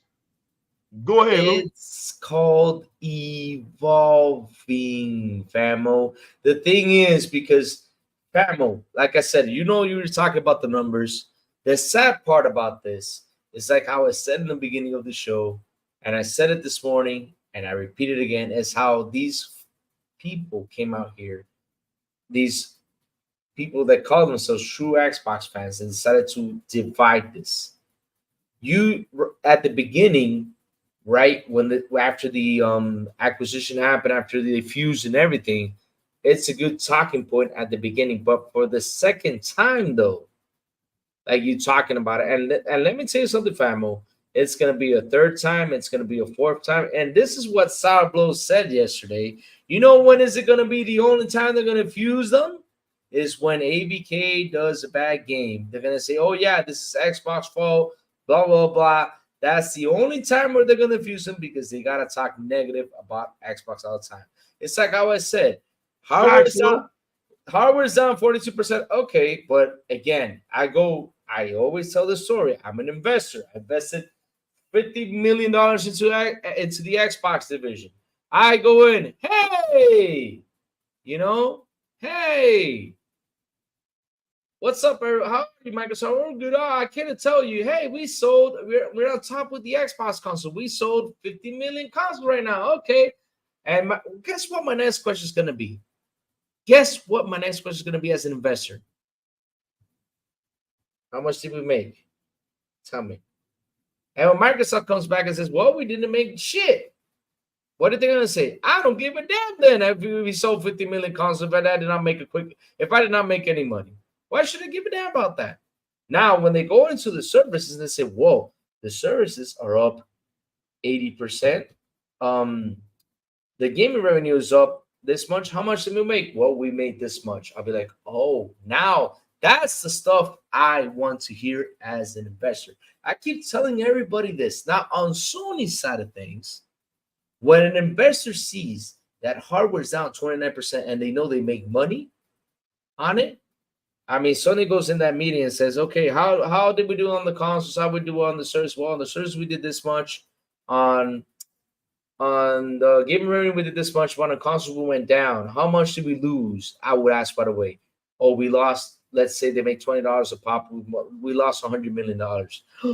Oh, shit. That's a lot of money. Damn. But hey, we compensated here at least for this and this and this because that's what it does. It compensates, right? And that's what people just don't understand how business works. So you guys talking negative about Xbox and trying to separate Activision Blizz and Xbox again, it's just not a good conversation. It just sees that you guys just love to talk negative about Xbox because at the end of the day, all these numbers that we saw for console hour, because they said it in the beginning, we're not making any money on the hardware. This is where we make more money. That's the number I want to see go up. That's the number I want to see go up. And that's the number that I look at and brings me interest. And I say, okay, we're doing good because this is a positive thing, not a negative. Now, those services are down and I see the gaming revenue is down. Then I start to worry, like, damn, this is not looking good. Same thing, same situation what happened with Bungie. Same situation what happened with Bungie. They went out there, they spent not 3.6, no, they spent 4.8 billion, which I rounded up to 5. So I'm generalizing to $5 billion to literally acquire Bungie, right? And they had goals, and Bungie didn't make them. Bungie did not do the goals they were supposed to do. And not only that, because this is where it just starts to suck down the line. This is where it just starts to go bad for Sony. Not only that, they had 12 live service games on the works because they acquired Bungie to help them out because Sony doesn't know what a damn thing to do with these live service games, right? They just don't. This is why basically they went out there and acquired Bungie to help them out with this. They canceled 3 or 4 games out there that could have been great, and they just couldn't get it working. So they canceled that. So imagine that they were under development. They were on the works, right? I mean, seriously, that's also money losses. So besides the $4 billion they spent, there's millions of dollars that they had already lost with the studios closing down these games. So at the end of the day, right, then you have to spend then you have to go ahead and grab and get these studios to work on something else and spend more money on this. So at the end of the day, this generation has not been a great generation for Sony. And I know there was a sheet out there, right? There's a sheet out there that says,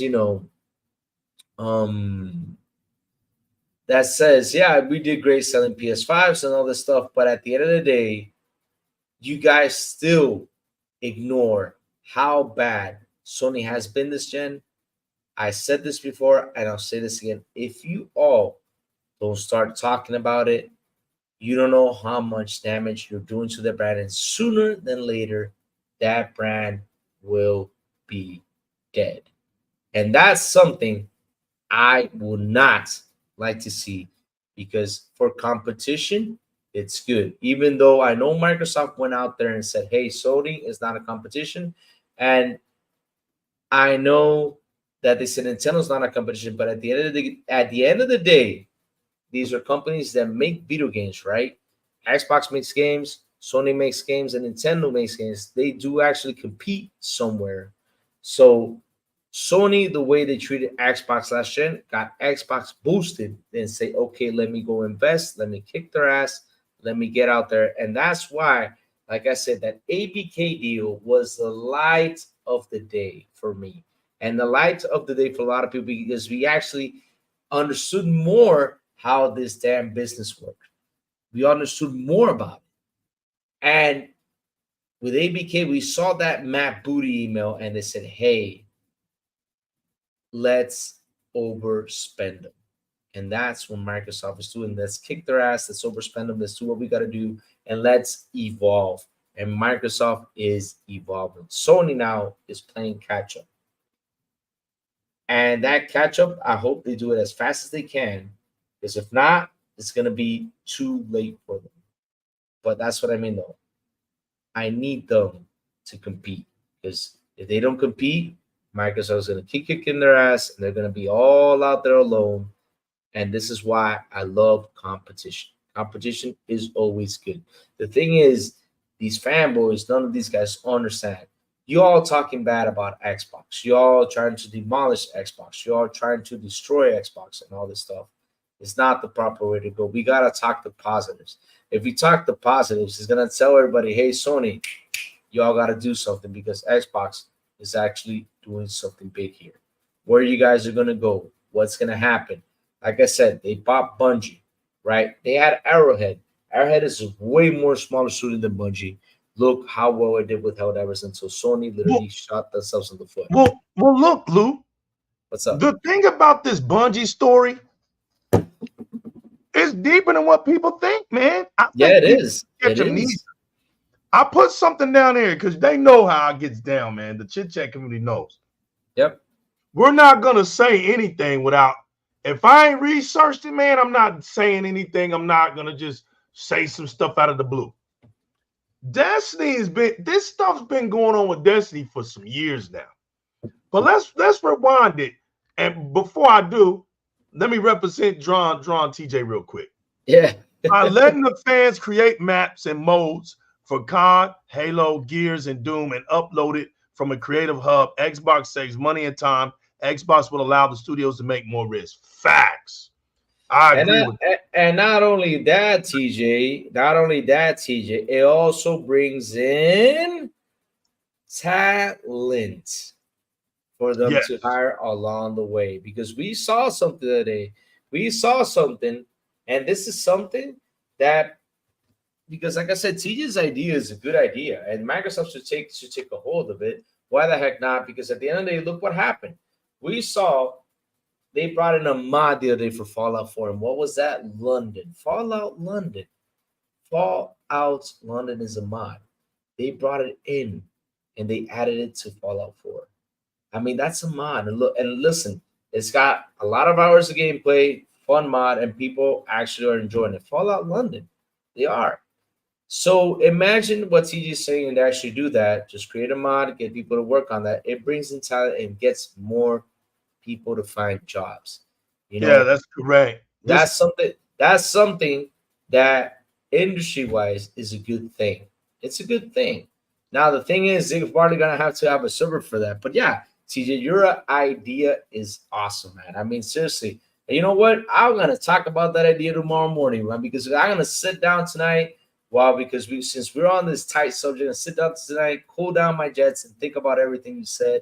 Hear the audio again, and seriously, tomorrow morning I'm gonna sit down and dissect this little by little and bring up more ideas so we can discuss it.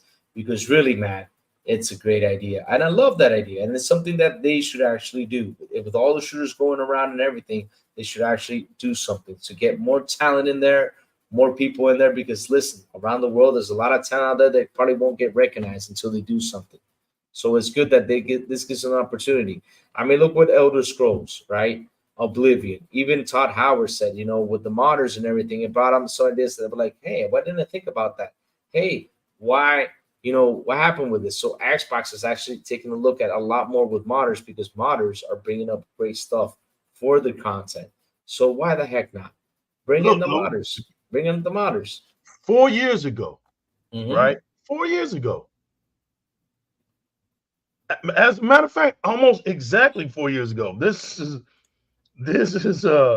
July 24th of 2020. Almost, I mean, you can't get almost as close to 2 years ago as it could be.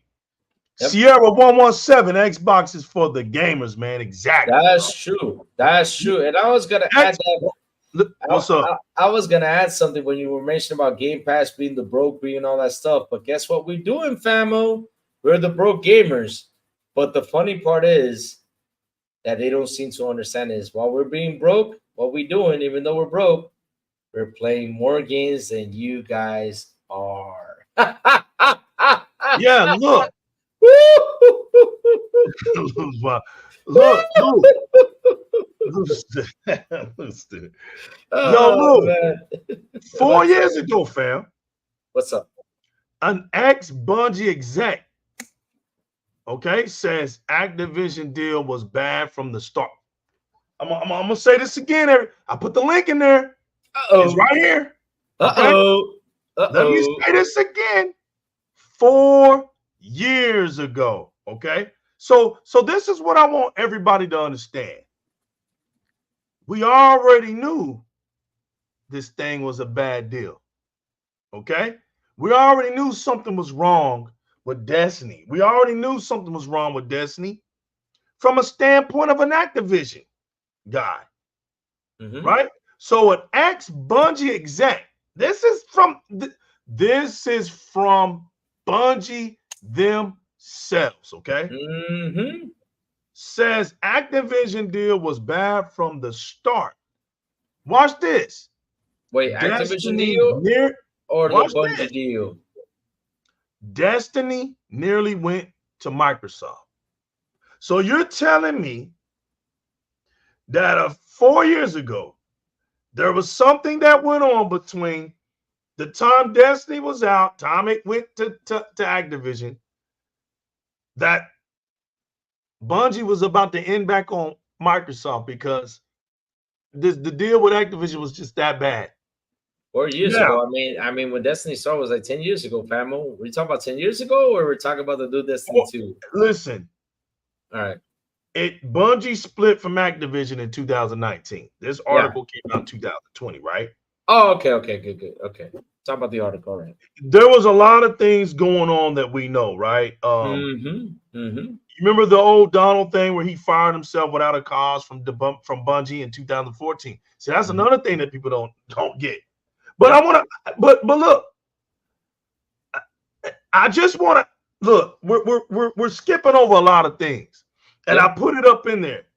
Let's not sit up here and pretend that this guy was not sitting up in here buying classic cars right before the layoff. People, you can't make this stuff up.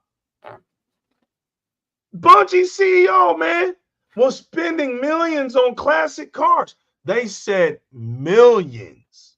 Okay, for all y'all that didn't see that the first time, I'll drop it in there. You're spending millions. See, this is what I'm trying to get y'all to understand. There's something wrong with the leadership of Bungie ever since Bungie left Microsoft. It never got better for Bungie. So this whole thing where donkeys were trying to make things sound funny about Bungie finally coming to PlayStation, bro, that never made no sense, no way. When they left Activision, it wasn't. Activision got rid of them. So when it came to Sony overbid. They paid them too much. The media was so quick to talk about the 3.6 billion. Then it's only to come out to know that they put it in payments. It was like sports, right? Yeah, man, you can't make this stuff up. Look. Yep. It was like Bungie signed a franchise deal. Now, for those that don't understand what I'm talking about, franchise deal. You get the money, they let you know how much they're going to give you, right? But it's in an increment of years. So let's just say you get a franchise deal and they're going to tell you you're going to make $250 million. Well, you don't get the $250 million right off top. Okay? They're going to make it into how many years? 5 years. They're going to stretch it. So within the 5 years, that's what you get. But the funny part about this, the crazy part about this situation was how this thing ended up being for the deal. Something was wrong with it.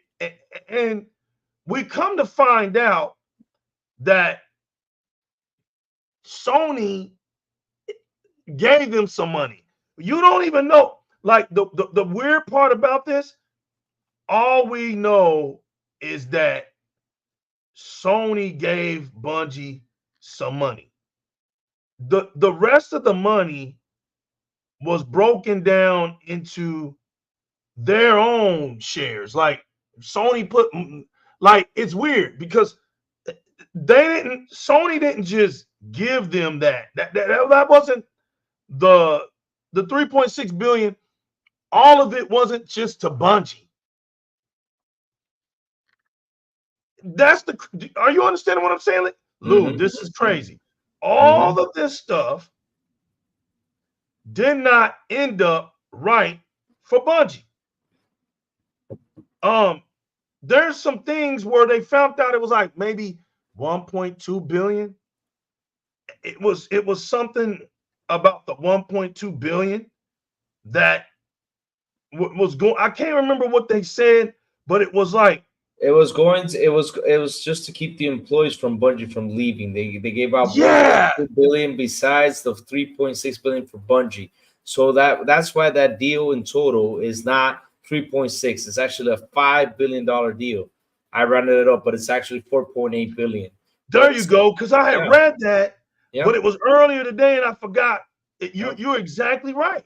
Yep. It was just to keep them there. Exactly, just to keep them there. Because remember, because why? No, here you go, Lou. Because why?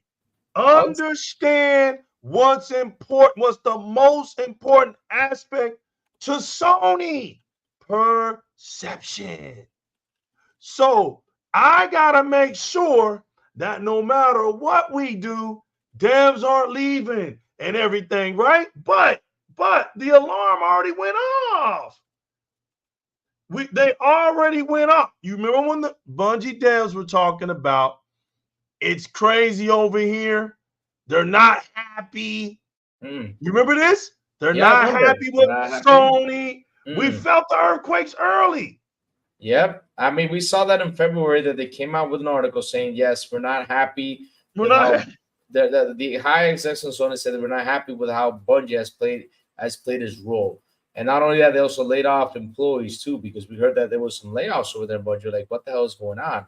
But then now, like I said, because this is why, I mean, seriously, I can't believe, because you know why? You know why?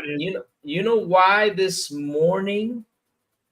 You know why this morning I did this video called Sony PlayStation versus Bungie, the deal with the devil? Is because people said that ABK was the deal with the devil with the Xbox. That Xbox did the deal. They said that. So I said, you know what? Let me call this the deal with the devil, because this is actually the deal with the devil. Who's the devil on this side? To be honest, I don't know who did worse when this deal. Was it Sony or was it Bungie? But at the end of the day, this all falls on Sony. Because why? They purchased these guys, and they, like I said, it's simple. This is what I tell all my guys all the time on my channel. I mean, like every single morning I tell them, you guys need to learn how to read the room. I tell them that all the time. When you see some bad news go out, read the room. If you don't have, if you still could not understand how the room is, what the room is telling you, go to actual Xbox content creators that can explain to you what this could actually mean. Future generations, what's good, Femo? And then you can sit down, and after you hear what they say and analyze, say, well, you know, maybe Lou is right, maybe Lou is wrong, but let me keep on going. But like I said, you need to all learn how to read the room. And Sony's biggest mistake was that before they purchased Bungie, Microsoft was sitting there talking to them to try to purchase them. But when Microsoft saw what they're doing for the price, they said, nah, I'm good. Let's keep going. Right? Microsoft actually said that. No, I'm good. Let's keep going. So if you see that this $1 trillion company who's trying to go out here and compete against you all, right, did not acquire Bungie, which were the guys who literally made, and that's what they say out there, right? And this is why I keep on saying I hope that 343 one day sits down and actually reboots Halo and does something and do their own Halo, not the continuation of Bungie. So now we can call it a 343, an actual 343 Halo, right? That's how I see it. That's my vision. I could be wrong, but that's how I see it, right? I mean, shit. What's going on out there, famo? It's crazy. Bungie, like you said, left Microsoft. They left Halo right there, right? They left Microsoft. They go to Activision. They leave Activision, right? Because it's been an issue. Microsoft, like I said, they were trying to acquire them, but they said, no, we're good. Yet Sony, you did not. I mean, even media outlets were talking about there's a rumor going around. Something's going around. I mean, Sony, you had the opportunity to read the room before you sat down and made this damn deal. Like I said, this is the actual deal of the devil. Because look, guys, no matter how much you say that Xbox made the deal with the devil, we just saw the numbers. And how were they? Positive. Now on Sony, how is it looking? How is it looking on Sony? Do you think this is actually good news? Do you think that, oh yeah, like I heard someone this morning going to the show, nah, those layoffs are nothing. They're not nothing. This is big. Now we're seeing rumors that actually we're not going to see a Destiny 3.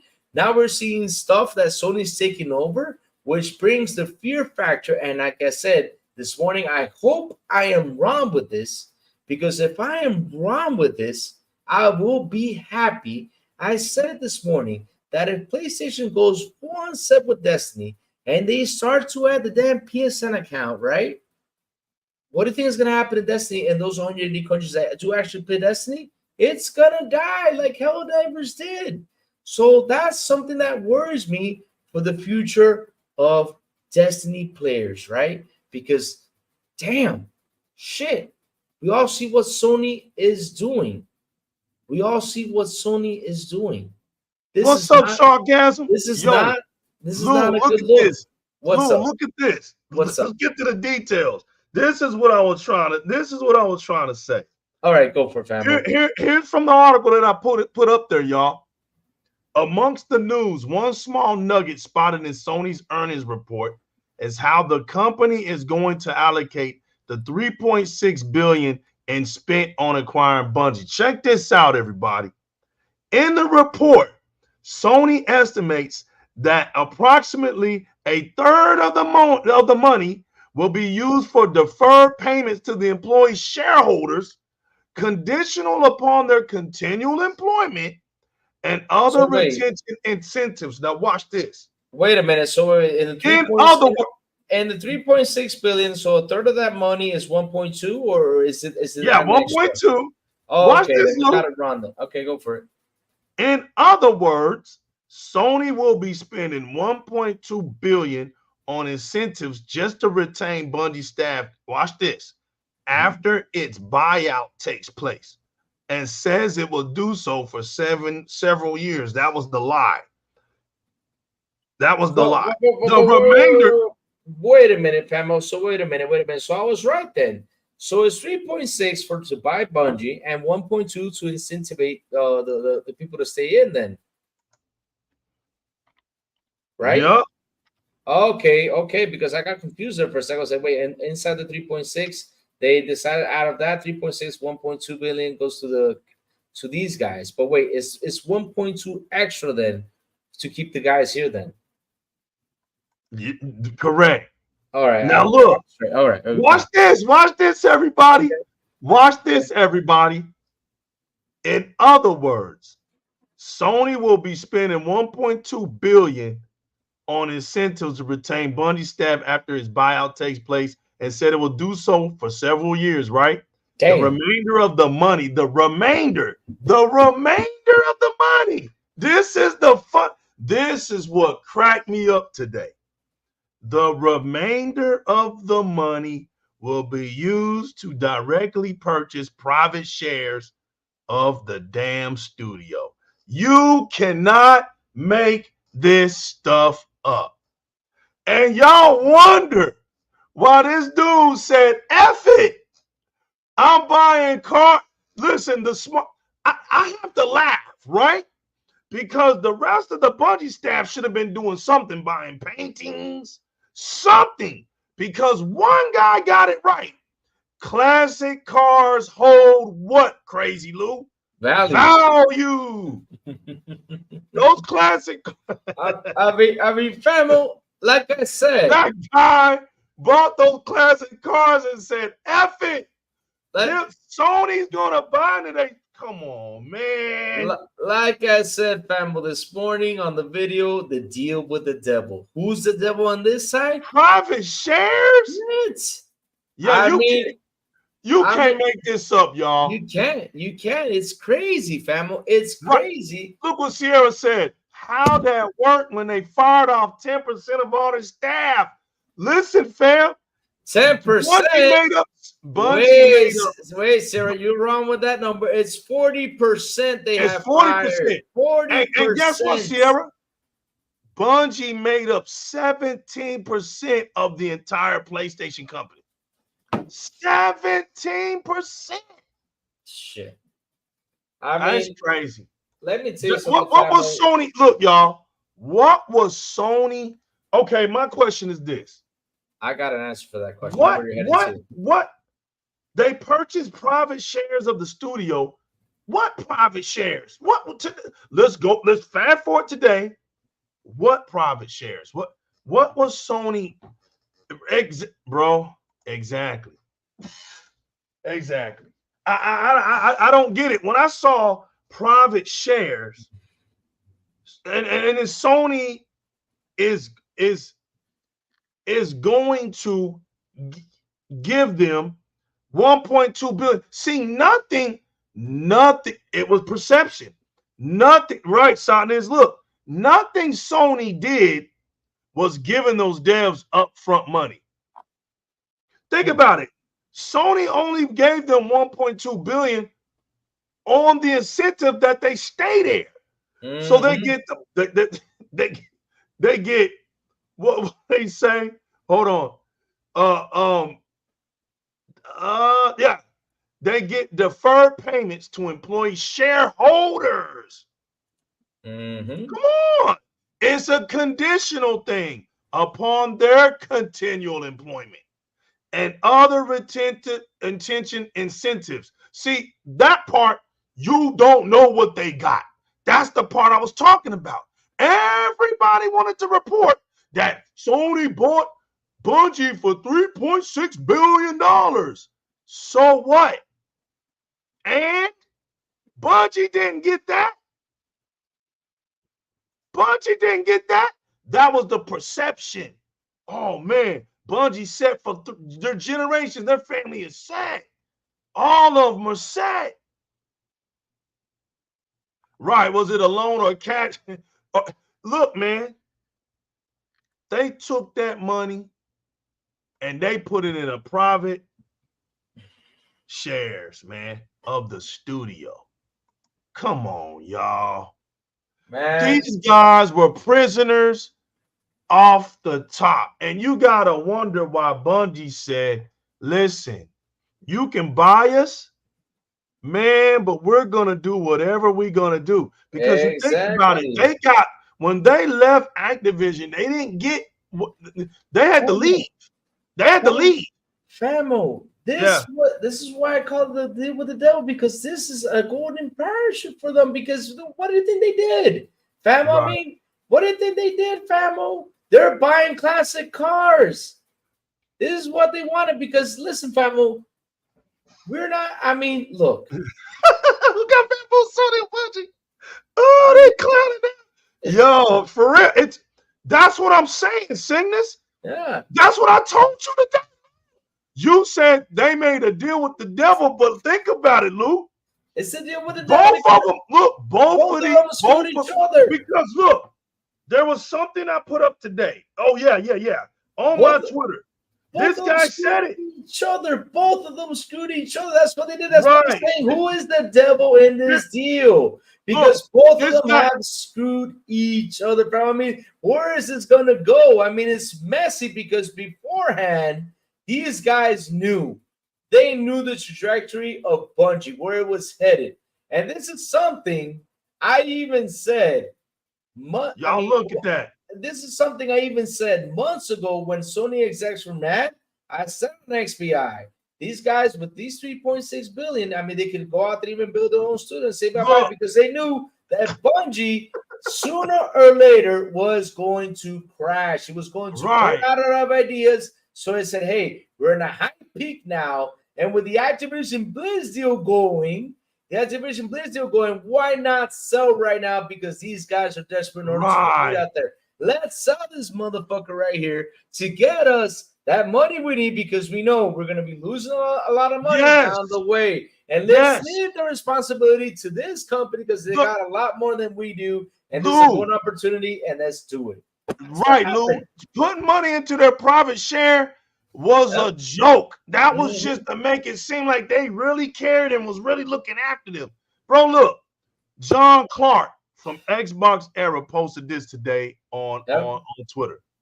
He said, good Lord, Bungie with Microsoft. Microsoft leadership were the problem. Bungie with Activision. Activision leadership were the problem. Bungie with Sony.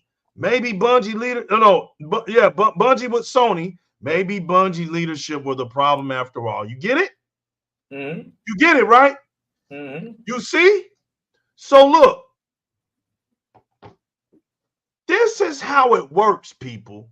We are in, and look, I keep trying to tell y'all, I don't have a problem knowing that the media is Sony influenced, okay? Mm-hmm. Sony put their money into the media a long time ago.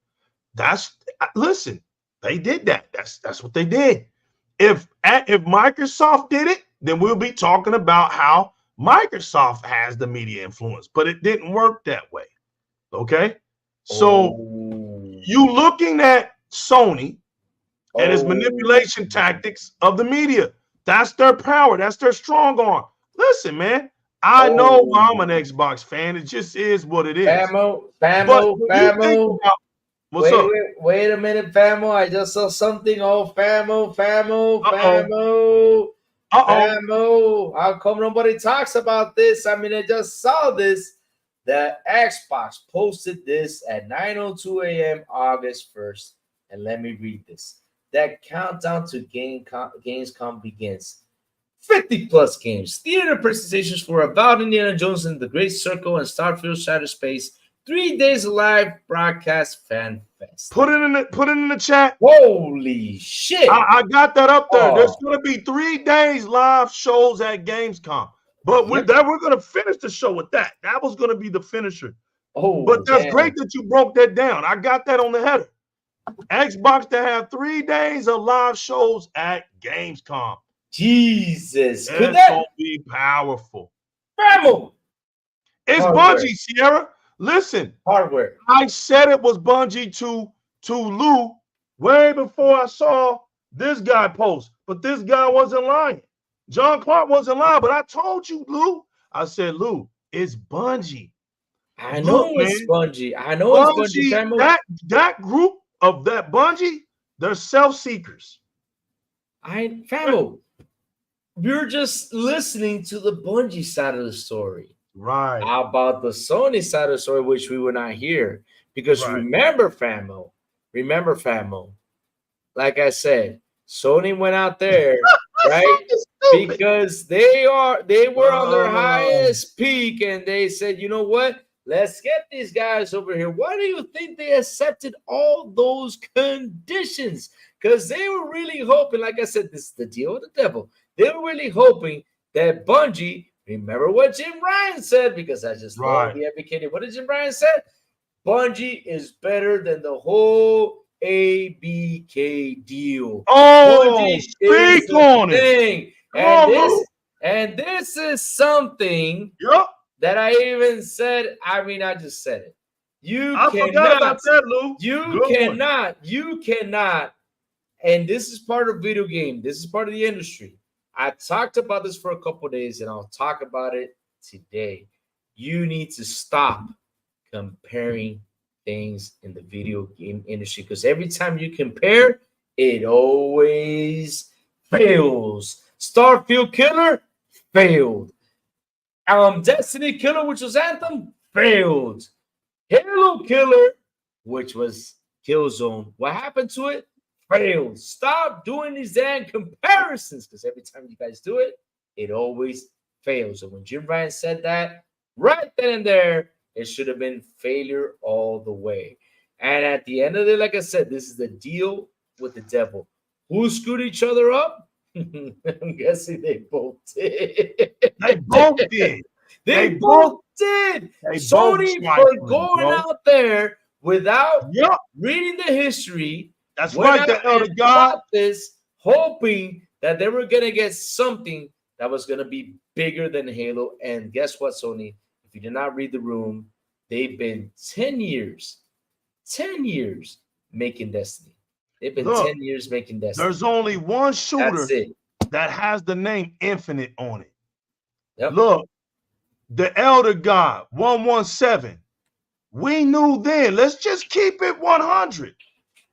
We knew then that Destiny was going to fail. We knew then that it wasn't going to live up to its hype, because once they said it was the Halo Killer, we knew it was over. You can't put that much pressure on a shooter. And let me You tell you, can't do it. Look, when they said Drive Club was going to be the Forza Killer, we knew Drive Club wasn't going to make it. What was the other one? What's the other one just now?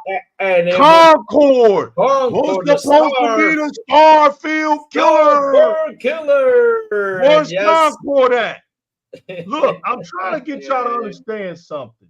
Yep. We don't just say these things, right? Right, Elder God, right, G-Man, right, Cygnus, Sotnus, Sierra, everybody that's in here, Deploy, all of y'all that's in here. We're not talking from a place of darkness. We're talking from a place that has already shown its face. All we're doing is bringing the picture back into the light. We're not even repainting it. We're literally going out to grab the picture and say, look, this is why we're saying what we're saying.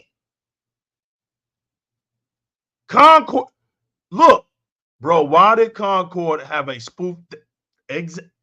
Somebody finally said it from the streets. I've been out here all alone, right? Elder God, all alone, but I'm not alone. Look at this. See, look, bro, why did Concord have a spoof Starfield trailer just to come out looking like some spoiled mashed potatoes? And let me tell you something.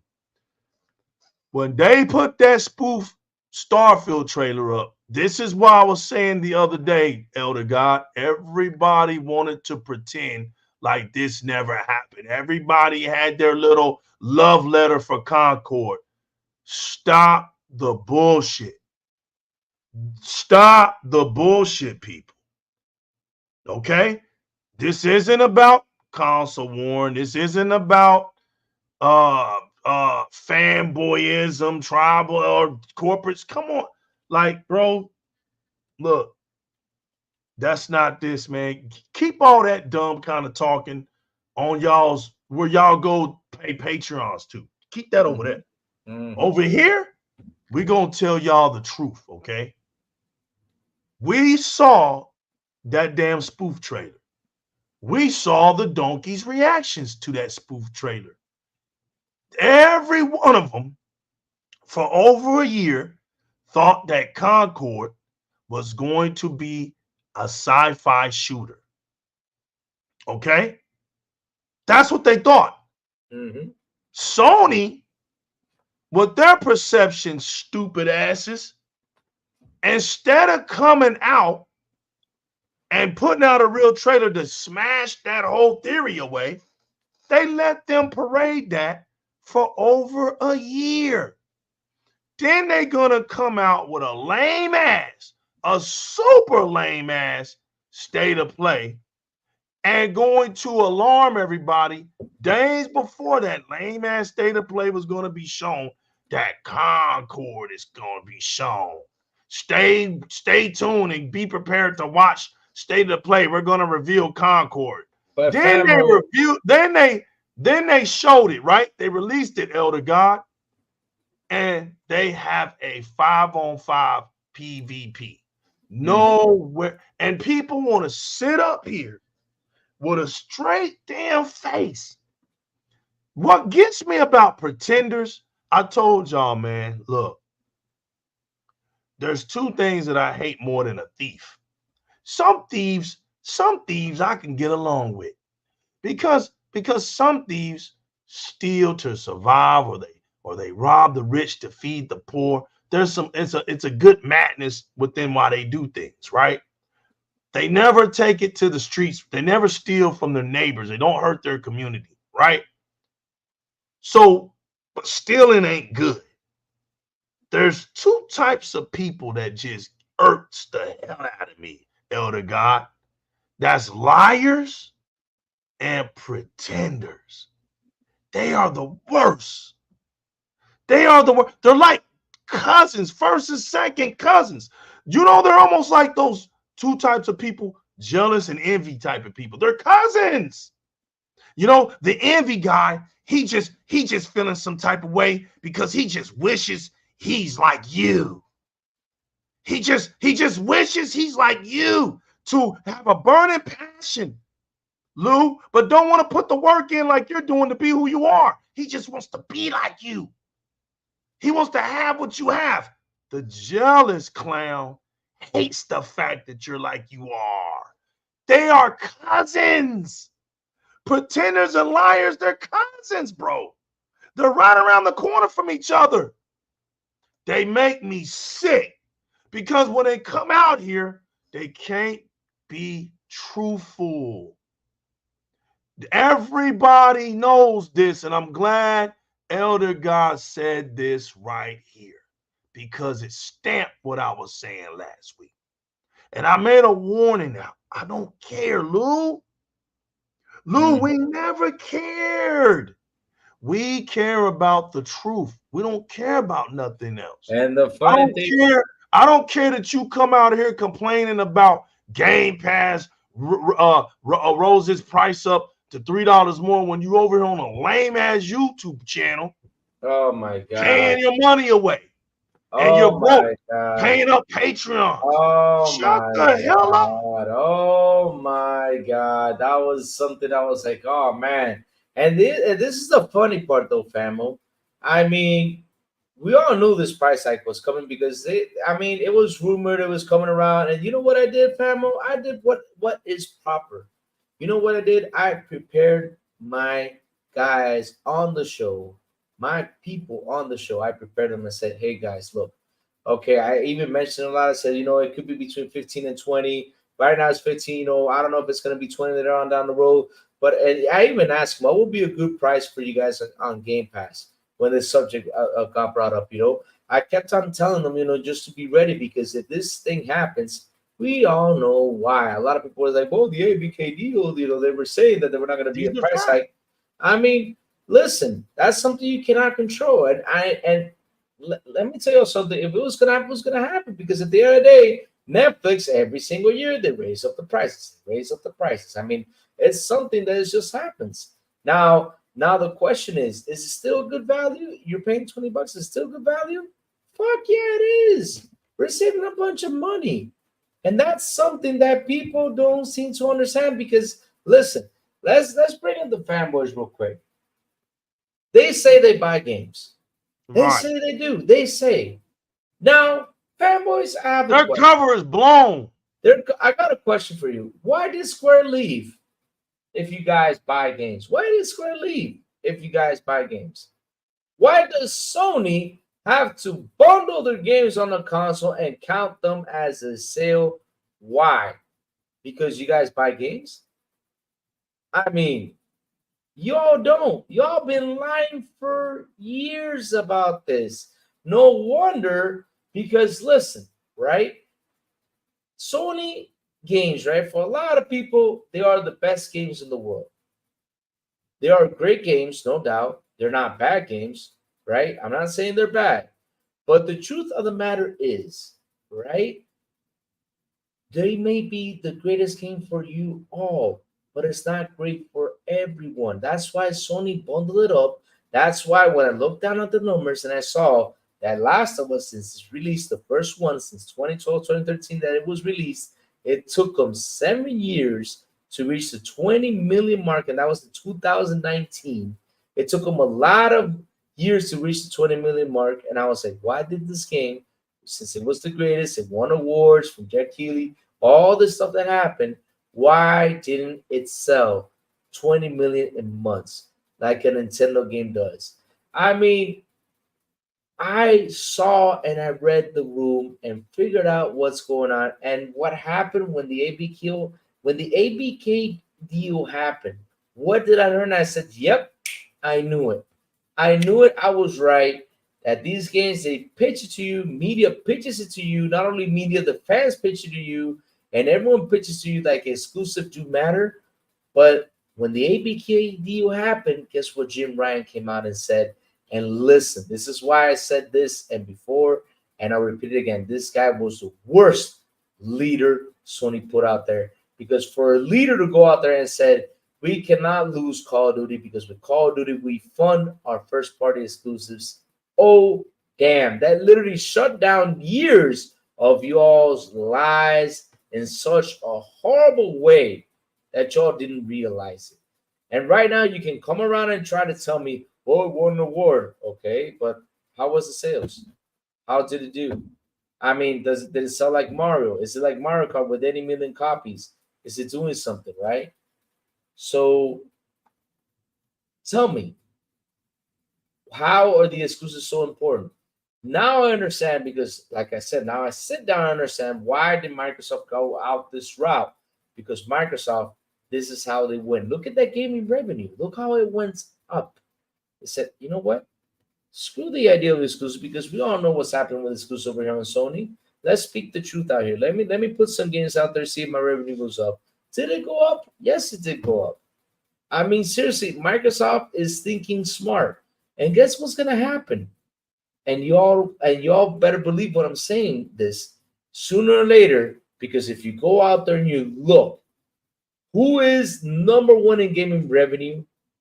And this company does not even have a console. Guess who it is, famo? It doesn't even have a console. Guess who it is? Tell me a name who is number one in revenue in the video game industry. Guess who it is, famo? Tell me. Let's see if you know. I don't know, Lou. Tell me. Tencent is number one.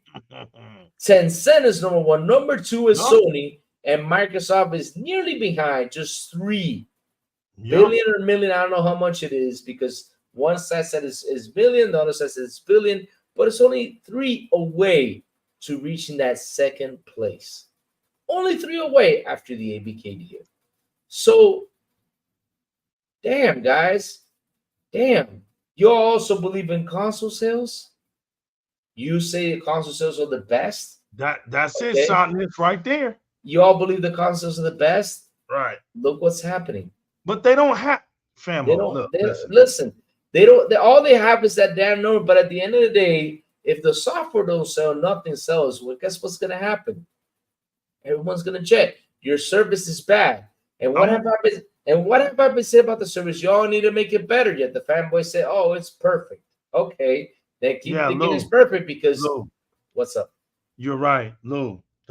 Here's the thing, man. Perception is gone.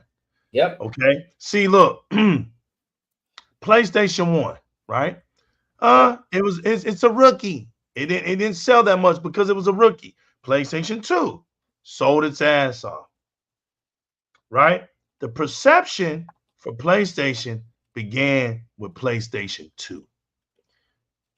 We all know, the real ones all know why PlayStation 2 sold 155 million consoles. Yep. It didn't sell 155 million consoles solely off of gaming. Oh, that was the joke. Okay. So PlayStation 3 comes out. From 155 million, it gets 90 million sales, right? Yeah, in total, because it's hurting. It's hurting because the perception, 60 million people are gone. So the 60 million people, like I said, either stopped watching movies on their PlayStation, passed away, went to PC, went to another gaming platform, or just stopped gaming altogether, right? I did a show about it. But there's 60 million people that are no longer on PlayStation. Notice, now listen, they never gained that back. Nope. There's never been another console to ever hit 155 million on PlayStation. But the perception is that PlayStation, the greatest console out here, is number one. No, it's not. It's number two. Now watch this. PlayStation 4 comes and saves the perception because it sells 117 million. Now, mark what I'm saying. Anytime PlayStation hits over 100 million, the perception is there. Now, let me tell y'all, let me show y'all something. What's up, Vicky Bengale? I'm sorry if I didn't say your name right, but I like the Bengal lie. I like that. If I'm saying that right, let me know. But shout out to Vicky. Look, the perception, right, was that, and they did that during the PlayStation 4 year. You remember when they would not have anything to talk about? They always talked about sales. They went so far as to start telling you the lifetime, the ultimate lifetime. Oh, PlayStation has sold 500 million consoles in its lifetime. You're like, damn, you know what I'm saying? Like, how's that important now? You know, it's okay, cool, you know, but I want some games to play, right? So when 5 gets here, and I'm just gonna say this, y'all, and 5 doesn't sell 75 million consoles. What can Sony say then? So because think about it. Look about it. Think about it. Let's do the numbers. Let's do the numbers. 17 million. 70 million? You say they're going to reach? 17 million minus 6. Watch this. Pamo, we all discovered the truth behind the numbers with Sony because they said, because this was funny though. Lou, quick, Lou. Go. If this happens between the two generations, 43 million are gone. Yep. You see? But the number went down. It's at its lowest. So if they don't make 100 million, what are they going to say? You can't blame. Okay, you can blame COVID all you want to, people. You can blame it all you want to. But guess what legal has? Legal is about to throw you some evidence where Sony let the whole world know it ain't COVID. It ain't COVID. It ain't COVID. I'm about to show it. I'm going to put it in the chit chat. I'm going off of what Sony told the world. Sony told everybody that they're not affected by COVID. But as soon as the shit hits the fan, watch it be that it's about COVID hurt them in the beginning and we never got a good start. So you're telling me that 43 million people just agreed on not getting a PlayStation 5? Let's be truthful here, everybody.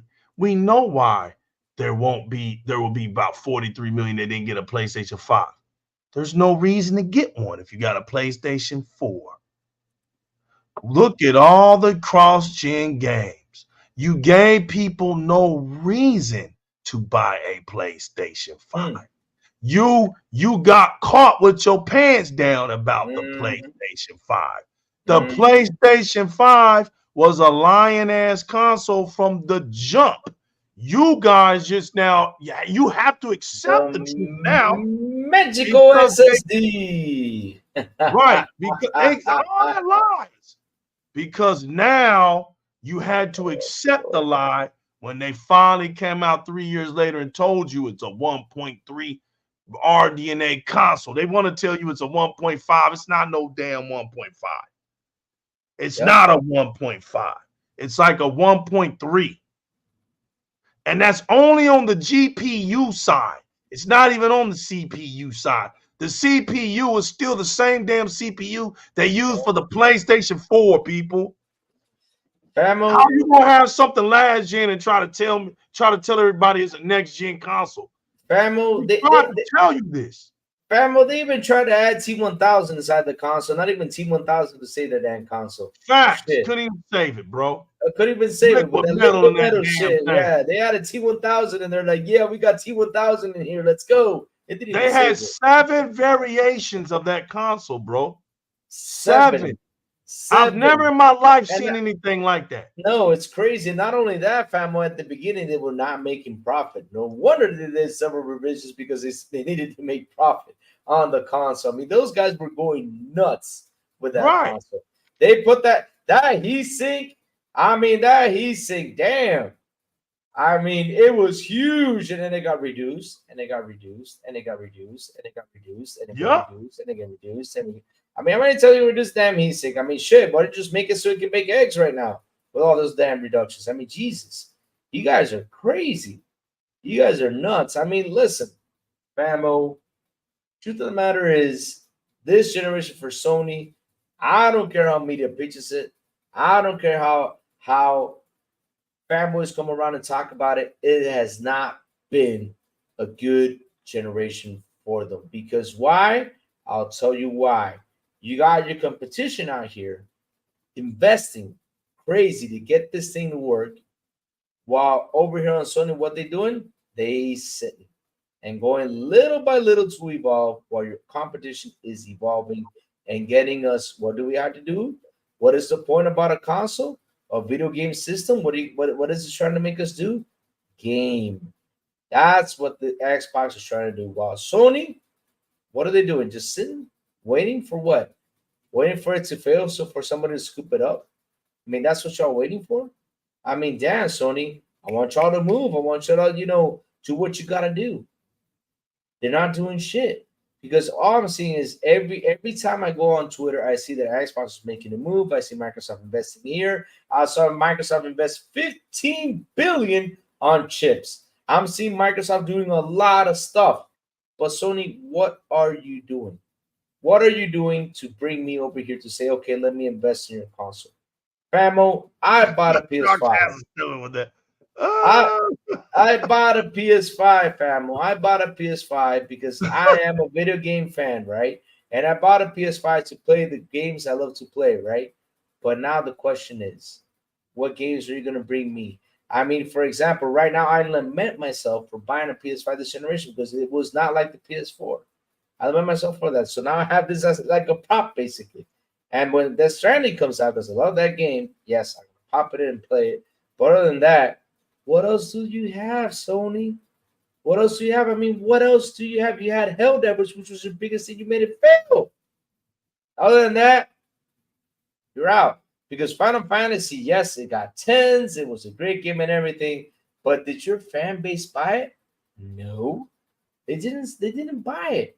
They didn't buy 16. Square was freaking on the brink to go bankrupt because they kept thinking that the whole exclusive idea works. Y'all lied to them too. So Sony, you've been lying to us for years, and the fanboys have been lying to us for years, and now we have uncovered how your business works, and that's all thanks to the ABKDO, because you guys went out there and confessed a lot of stuff that we were like, oh wow, Call of Duty funds your games. Oh wow, damn. So wait, why should Call of Duty fund your games if your games are so great? Why should another game fund your games? When you all say they were great, they sold well, they did well, but yet Call of Duty is the game that actually funds you all. No wonder you didn't want to let go of that gem, because you were making a lot of money, and also the extra came in when you made your games, thanks to Call of Duty. Shit, now I understand why didn't y'all want to let it go. Now I understand y'all. And it's crazy. So basically, Sony, like I said, you've been lying to us for years and we uncovered your lies. Damn, that's a shame. Now what you got to do, you got to start evolving, because if you don't play that catch up, you're dead. You're dead. You are dead, because Microsoft is going to kick your butt and I don't want y'all to die. I want y'all to evolve and continue going because, like I said, at the end of the day, competition is always good. That's how it is. And famo, like we say out here, we speak the truth. And we're speaking the truth out of all this because, man, we have opened our eyes, opened our ears, we have opened everything and saw how this generation literally does not have been the best for Sony. This is actually Microsoft generation. And even though Microsoft did not win the console, right? But It doesn't have to anymore. But on the software war, Microsoft has a bigger major lead than Sony does. The elder God said it right here. Even the 8K was a lie. Oh my God. They took it off. Look, y'all, I'm putting everything here. It's there. Look, the coronavirus. Look, what was it? Look, there and there. So I don't want to hear. Look, it's not even going to affect game delay. I don't want to hear. This daggum console. Go ahead, Lou. You know what really affected coronavirus? This generation, what really affected was the development of the games. That's what really affect the coronavirus did. Because right now, for example, I even said this before, why aren't people buying the games? And let's be honest, why aren't they buying it? Because right now people actually wait and see how the game comes out before they go and purchase it because of all the mistakes of what's happened. What's up? You know what, Lou? Let me tell you something, man. What's up, family? When Xbox came out, it had a nice line of games. You know what? Yeah. You know what? Keep talking, because there's a myth out here that coronavirus stopped development of games. But no.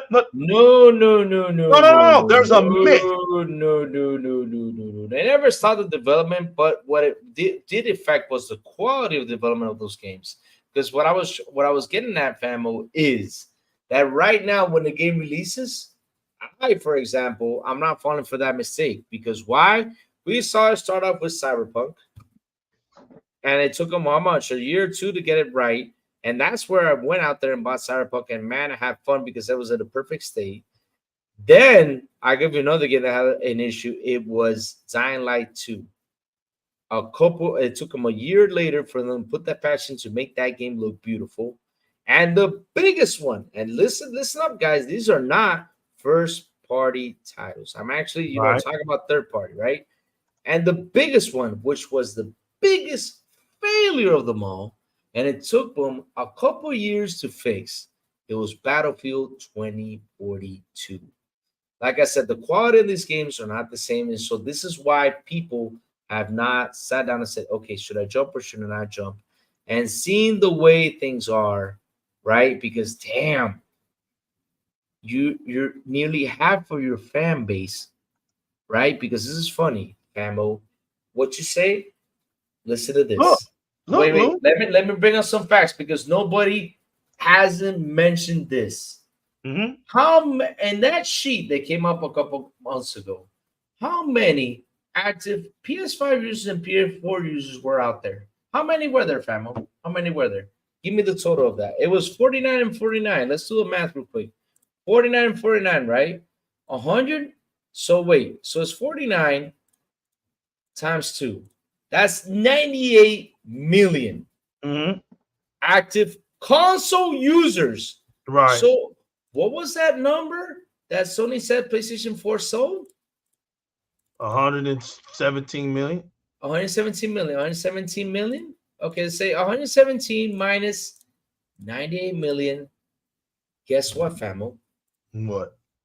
19 million are not activated. Where's those 19 million at? You ever thought about that? The scalpers got them. No, because these are PS4s. Where the 19 million at? I don't know. In the seat? I don't know. Are they in stores? Where are they at?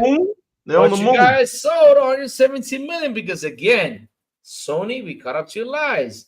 Because you guys went out there and said, yes, we have sold 55 million consoles. But wait, this sheet was your biggest mistake because I see y'all are desperate. So wait, out of 55 million consoles you guys sold, you only have 49 million active users. So wait a minute, let's do the math real quick, right? Yet you shipped 60 million. Okay, y'all shipped 60 million. So you got 49 million active users, right? 55, so 55 minus 49.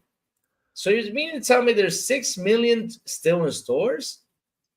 So how can I say it's a positive? Okay, you guys sold it, but you sold it to what? To Walmart, you sold it to Kmart, you sold it to all these stores, but yet you got 6 million on that are not active, Sony. 6 million. You have not activated those 6 million. You have not gotten people to buy those 6 million consoles, right? Yet y'all shipped 6, so in total 60, right? So in total, there is 11 million consoles that have not been activated by users. Damn. And PlayStation 4 whole, so what? 117 million. So like I said, I added them up because there's 49 on one side, 49 on the other. That's what, 98. So there's what?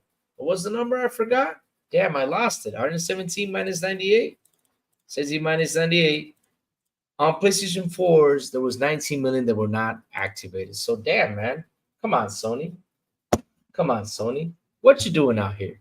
Look, I want to destroy this myth, right? Everybody, Yeah. that there was no games, or games were just being stopped. Because look, what I'm about to read, I'm gonna try my best to not make it long. All right.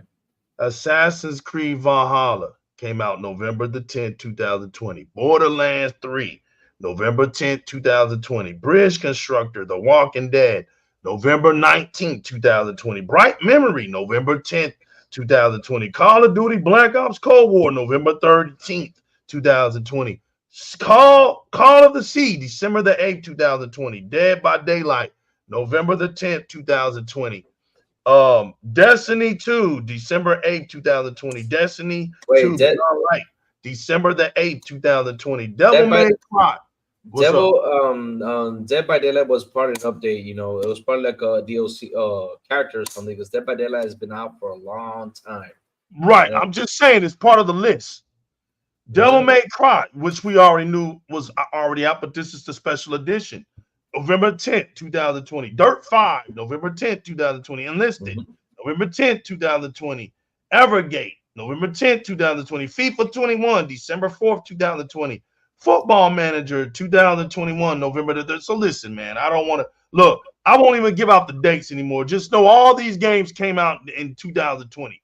Fortnite, Forza Horizon 4, Gears 5, Gears 5 Highbusters, Gears Tactics, Haven, Immortals, Phoenix Rising, Just Dance 2021, King Oddball, Madden NFL 21, Maneater, Manifold Garden, Marvel's Avengers, Operation Taken Aim, Monster Train, Mortal Kombat 11 Ultimate, NBA 2K21, NBA 2K21 Next Gen, No Man's Sky, Observer, System Redux, Ori and the Will of Wisp, Overcooked, All You Can Eat, Override 2, Super Mech League, Planet Coaster Console Edition, Peril, Tetris 2, Rainbow Six Siege, Sea of Thieves, Tetris Effect Connected, The Falconeer, Warhammer Chaos Bane, Warhammer Vermintide 2, Watch Dogs Legion, Wildfire, WRC 9, Yakuza Like a Dragon, and Yes, Your Grace. Look at all those damn games. Exactly. I mean, my thing is this, Lou. Okay, what's up? Here's my thing. Yeah. Games wasn't an issue, Lou, but I agree with you. Next gen games were the issue because we were. Hey, listen, that's what we were talking about over here, man. I want some next gen games. We've been looking. We knew in November, late November, that Microsoft finally threw out the dev kit, so we knew we were going to be late. We was like, damn. Okay, well, they got to get the cooking. We knew that if they got the cooking in 2020, ain't no game gonna come out 2021, 2022. So we was like, you know what? We were all gambling on Di-RRec Game at least 2023. Now that's 3 years. Well, last year was a little taste of some goodness. We had the Starfield and all that, but that came by way of acquisition. So we were still looking at the fact that, hey, Xbox hasn't given us what we want yet. But that happened in 2024 with Ninja Theory. Now were running. You saw Microsoft isn't pleased with AMD. AMD did not live up to their hype for this generation. I really hope that the next Xbox is Intel. I don't want an AMD. I want Intel. I want something that's going to push the envelope.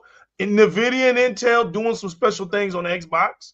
I'm glad that GeForce Now is on Xbox. You can see some things that are happening, right? So the only thing that we were looking for, Lou, and I agree with you, was the next gen gaming. We're now Xbox is moving right on along. But the thing about PlayStation, you still don't see anything remotely close to next gen gaming at all. Even when you saw the Wolverine, that didn't look like no next gen game. You saw their greatest character that ain't even their character grace their console, which is Spider-Man, and that even looked mid-gen. You saw them. So this whole thing about PlayStation having the best look, that's just listen, those are just lies. Are we saying that PlayStation games don't look good? No, we're not.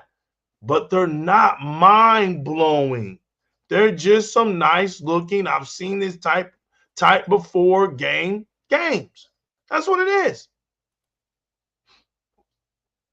That's what it is. And you know what? Xbox has something to show. They're going down there turning Gamescom into Game Pass. They got 3 days of live shows at Gamescom. If you are a gamer and you're still hating on Xbox in 2024, something is wrong with you. You can't hate on the company that's delivering. What are you if you're on PlayStation right now, Sony ought to be making you sick to your stomach. There's like Lou said, the dumbest thing that y'all did this year was not back up the PC gamers. That was the dumbest thing that y'all could have ever done this year. You guys are so caught up into the level of stupidity about PlayStation games being on PlayStation, which that's been done with, but for some reason, you guys, can't let that go. That you let down the CPU base, and the CPU base had to abandon your game, and your game flopped because you guys definitely ain't buying no games. I wouldn't even listen to a PlayStation fan right now, bro. This ain't just a PlayStation fan. This just isn't PlayStation fanboys. This is the entire base across the whole entire globe isn't buying games, Lou. The whole base ain't buying no damn games. Nope. Stellar Blade hit 1 million in 3 months. In 3 months. They lied about that game. Oh, in 24 hours, Stellar Blade sold 1 million copies. Bro, it's sad being over there, man. It's sad, bro. Not only that, look at that PSVR 2. Oh my God. Yeah, look at it. Look at that. Look at that. Oh my God. I mean, Jesus, they did a price cut. So basically, whoever got that thing, I said it a couple weeks ago. Y'all need to read the room. And if you guys have it, I mean, if I was you guys, I would try to sell it to make a quick buck because it's not looking good. I even telling those guys, some guy came over there, it's like, nah, I believe it's gonna be fine and all that stuff. I mean, this thing sold 600,000, and not only that, it only sold 600,000. They cut production. Now they're doing budget cuts. Yeah. I mean, if you guys don't open your eyes, that's your problem. I know I don't. They don't never wanted to admit. I don't have it, so I'm good. And if I did have it, I would have been. Let me sell this sucker because I know something's gonna happen real soon. I mean, looking at that, that's not a good thing. Budget cuts are never a good thing, and stopping production is never ever a good thing, guys. I'm telling you. Lou went crazy on him. I'm serious though, man. Yeah. Look, we ended it with Xbox at Gamescom, Crazy Lou. Again, we have something to be excited about. Xbox is full steaming ahead. It's crazy how now Xbox is just the center of attention when it comes to games. I tried to tell y'all this was going to happen, but it is what it is. Now that it's happening, there's nothing you can do to stop it. All I can tell you now is the next phase of your anger is just to get used to it.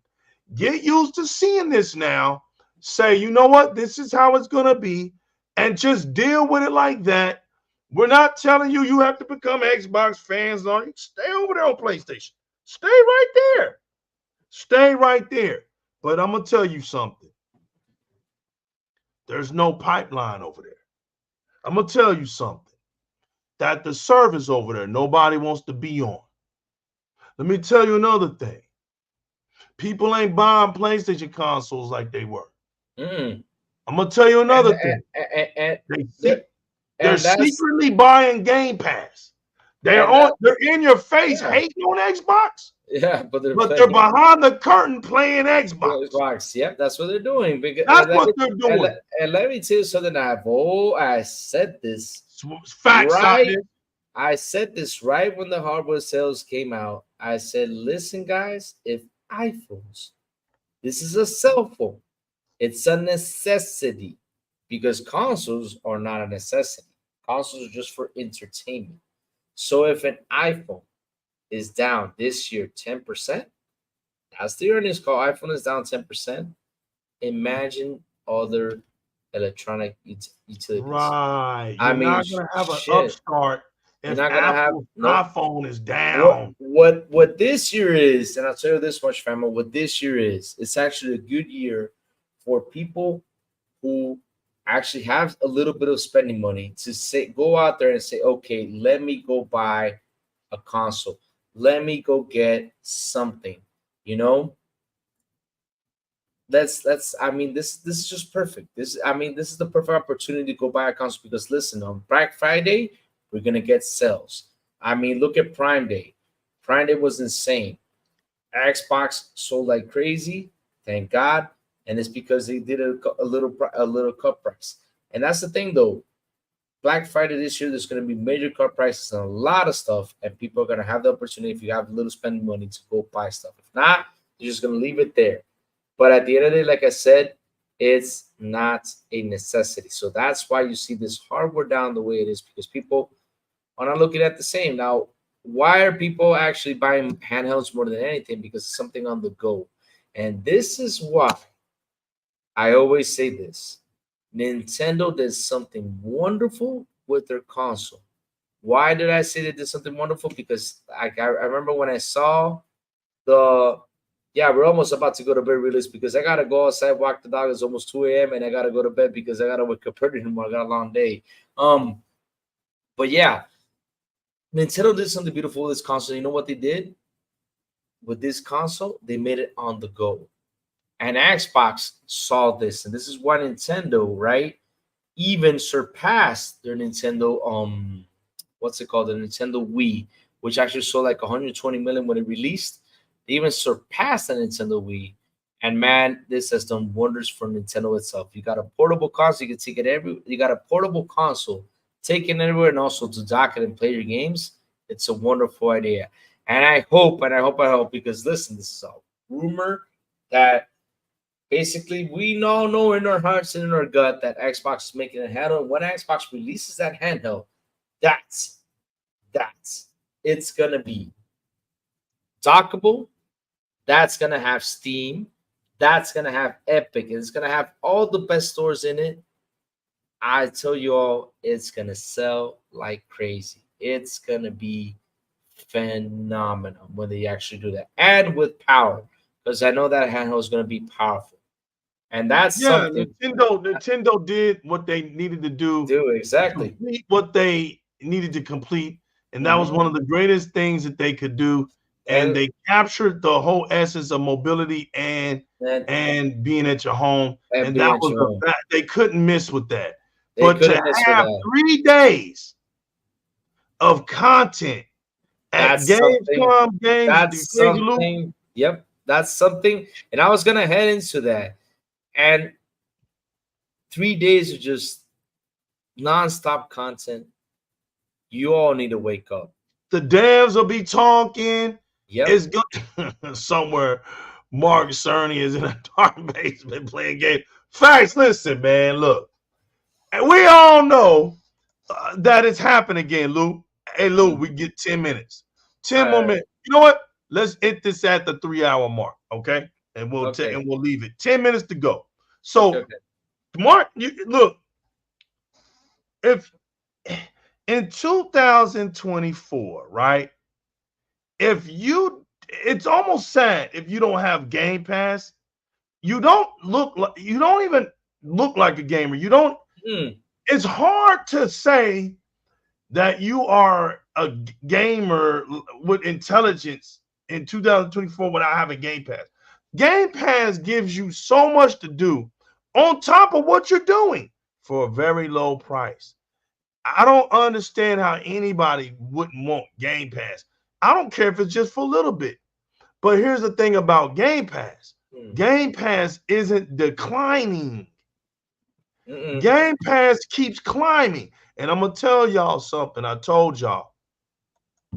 This was the year where I wanted to hear Game Pass hit over 40 million. This was the year that I wanted to hear that. Now, I don't know what Microsoft is going to do, right?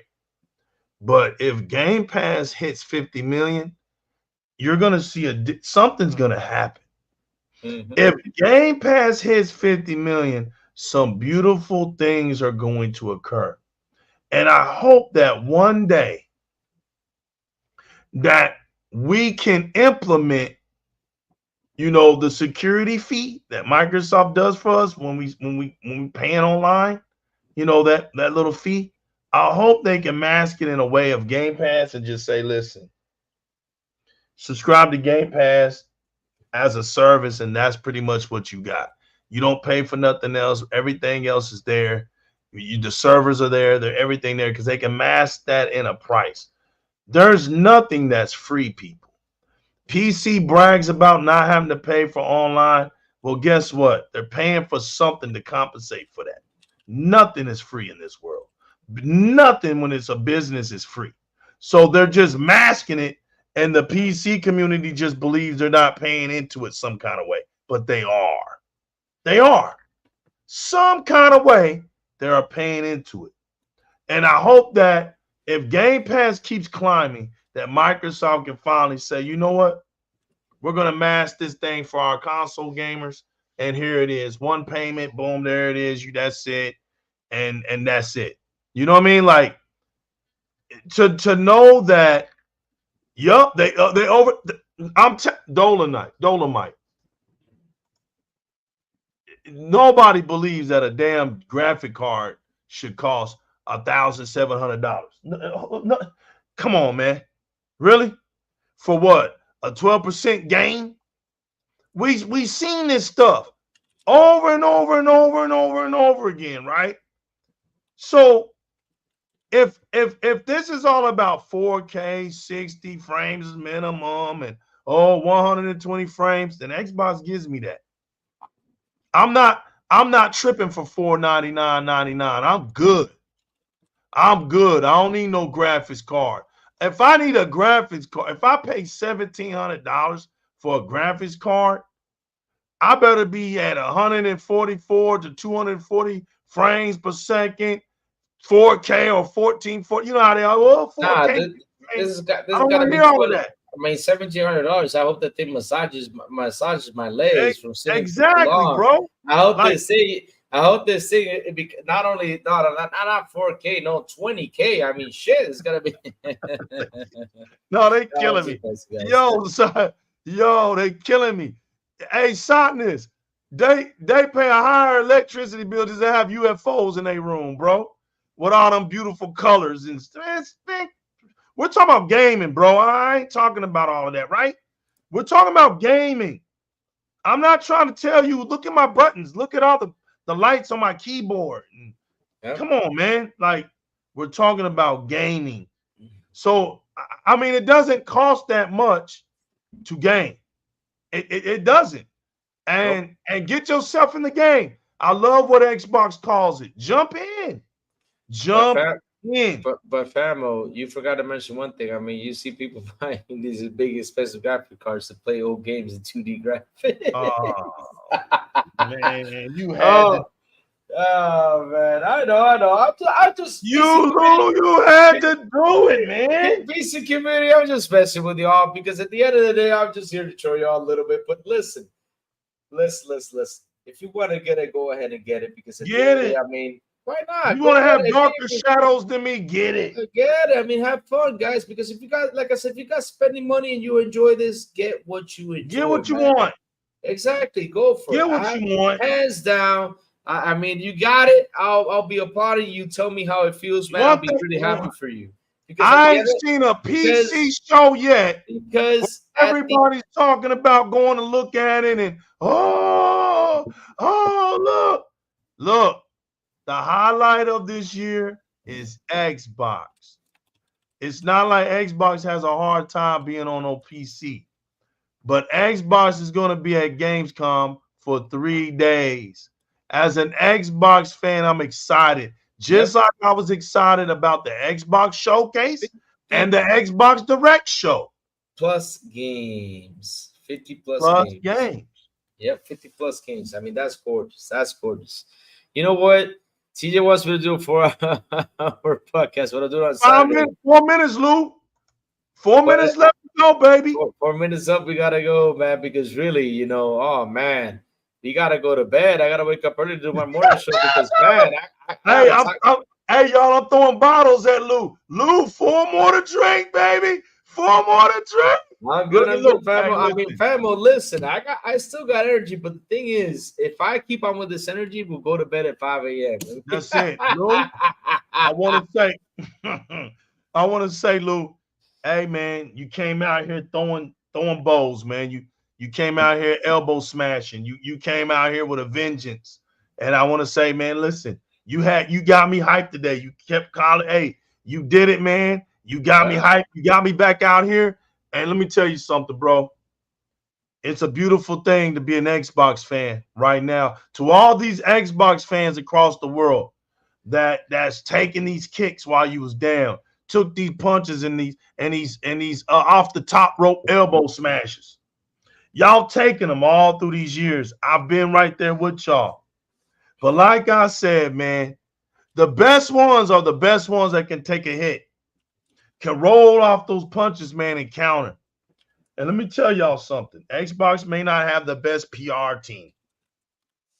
Y'all know they need to fix that. They need to fix that. Xbox don't do so great in marketing. They need to fix that. We know. But let me tell y'all something. There is something that they can't say about that Xbox team, that damn Xbox team don't work their asses off. They work their asses off. And you know what, y'all? It's starting to show more than ever. You guys cannot be a true Xbox fan and not be excited. Lou, I'm going to push this last 2. Look how I'm going to squeeze this last 2. 2 minutes, y'all. Legal's going to carry it. Lou, get over here. I got you, fam. We're going to go over this mountain tonight. 2 minutes. You guys, y'all have hung in that race. There's nothing that Xbox is doing now that can be stopped. The games are dropping. The community is playing. Look at the first Descent.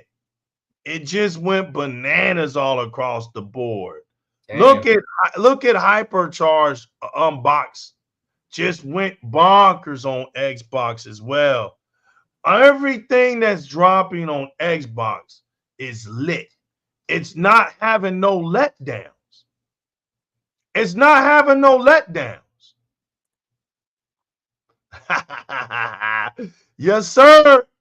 We up down to 1 minute. Lou, I told you we was gonna do this. Yo, look, I'm glad that you guys are accepting me and Lou. I appreciate Lou, man, because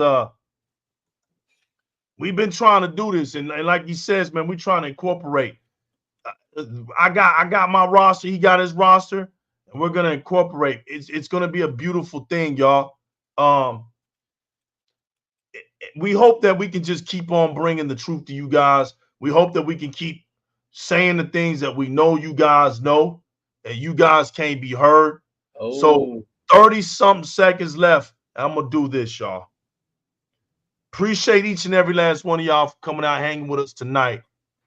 Thank y'all for representing Di-RRec Gaming and the Xbox International Podcast.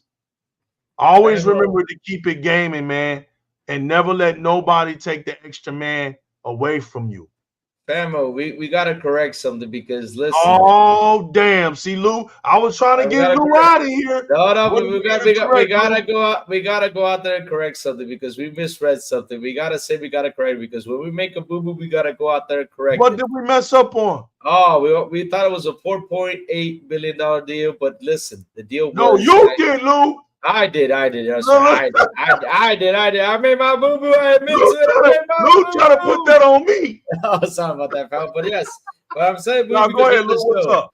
But listen, the truth of the matter is, because right now I actually found the information because our media tried to spin it. It seems like shit. Okay. They put 1.2, so yeah, it's 2.4 billion for Bungie and 1.2 for the employees supposedly. Yeah, right, man. Yeah, it's crazy. Still, 3.6 billion is a lot of money. Still, that's a lot of money to just do that. Like it is. Oh man, when you think about it. Oh man, sorry guys, I messed up on my math today, man. It's weird to mess up on my math, but when I mess up, I corrected. No, Luke, you good. Look, because when you think about it, Bethesda was $7 billion, but you can see where the money went to with Bethesda. You don't even see the money that went into Bungie. You don't even see it. It doesn't even look like anything's happened. Nope, nothing has happened. Nope. Still a lot of money, famo. Still it's a lot of money. Like I said, this is the deal, and this is the only thing, I had it. This is one of the best things I had straight today. The deal with the devil. That was just beautiful saying right there, because like I said, ABK was the deal with the devil. Now is this the deal with the devil? Yes, it is. But famo, yes, sir. Get us out of here, Lou. Let's get out of here. We gotta go to bed. Chat. Thank you all for hanging out with us tonight. Even though I made my boo-boo, like I said, I stand corrected. I fixed it because sometimes we might read and might get we might get mixed up the information. But at the end of the day, if I gotta correct it, I'll stand here and say corrected. And I corrected my information. It happens, man. It happens. Not only that, I'm tired too. It's been a lot of crazy days, a lot of moving, but yeah, things happen. But either way, I fixed it. The day I came out and said, I made my boo-boo and fixed it. But guys, listen, hey, y'all. Thank you for hanging out with us 3 hours plus. It's amazing. And I'll make sure next time I will make a big boo-boo like this. Man, you all right. Make a big boo-boo, man. Hey, thank y'all. We're going to keep the streets of gaming and bringing gaming back to the streets, y'all. Peace. Y'all have a good night, man. We out of here. See y'all next time.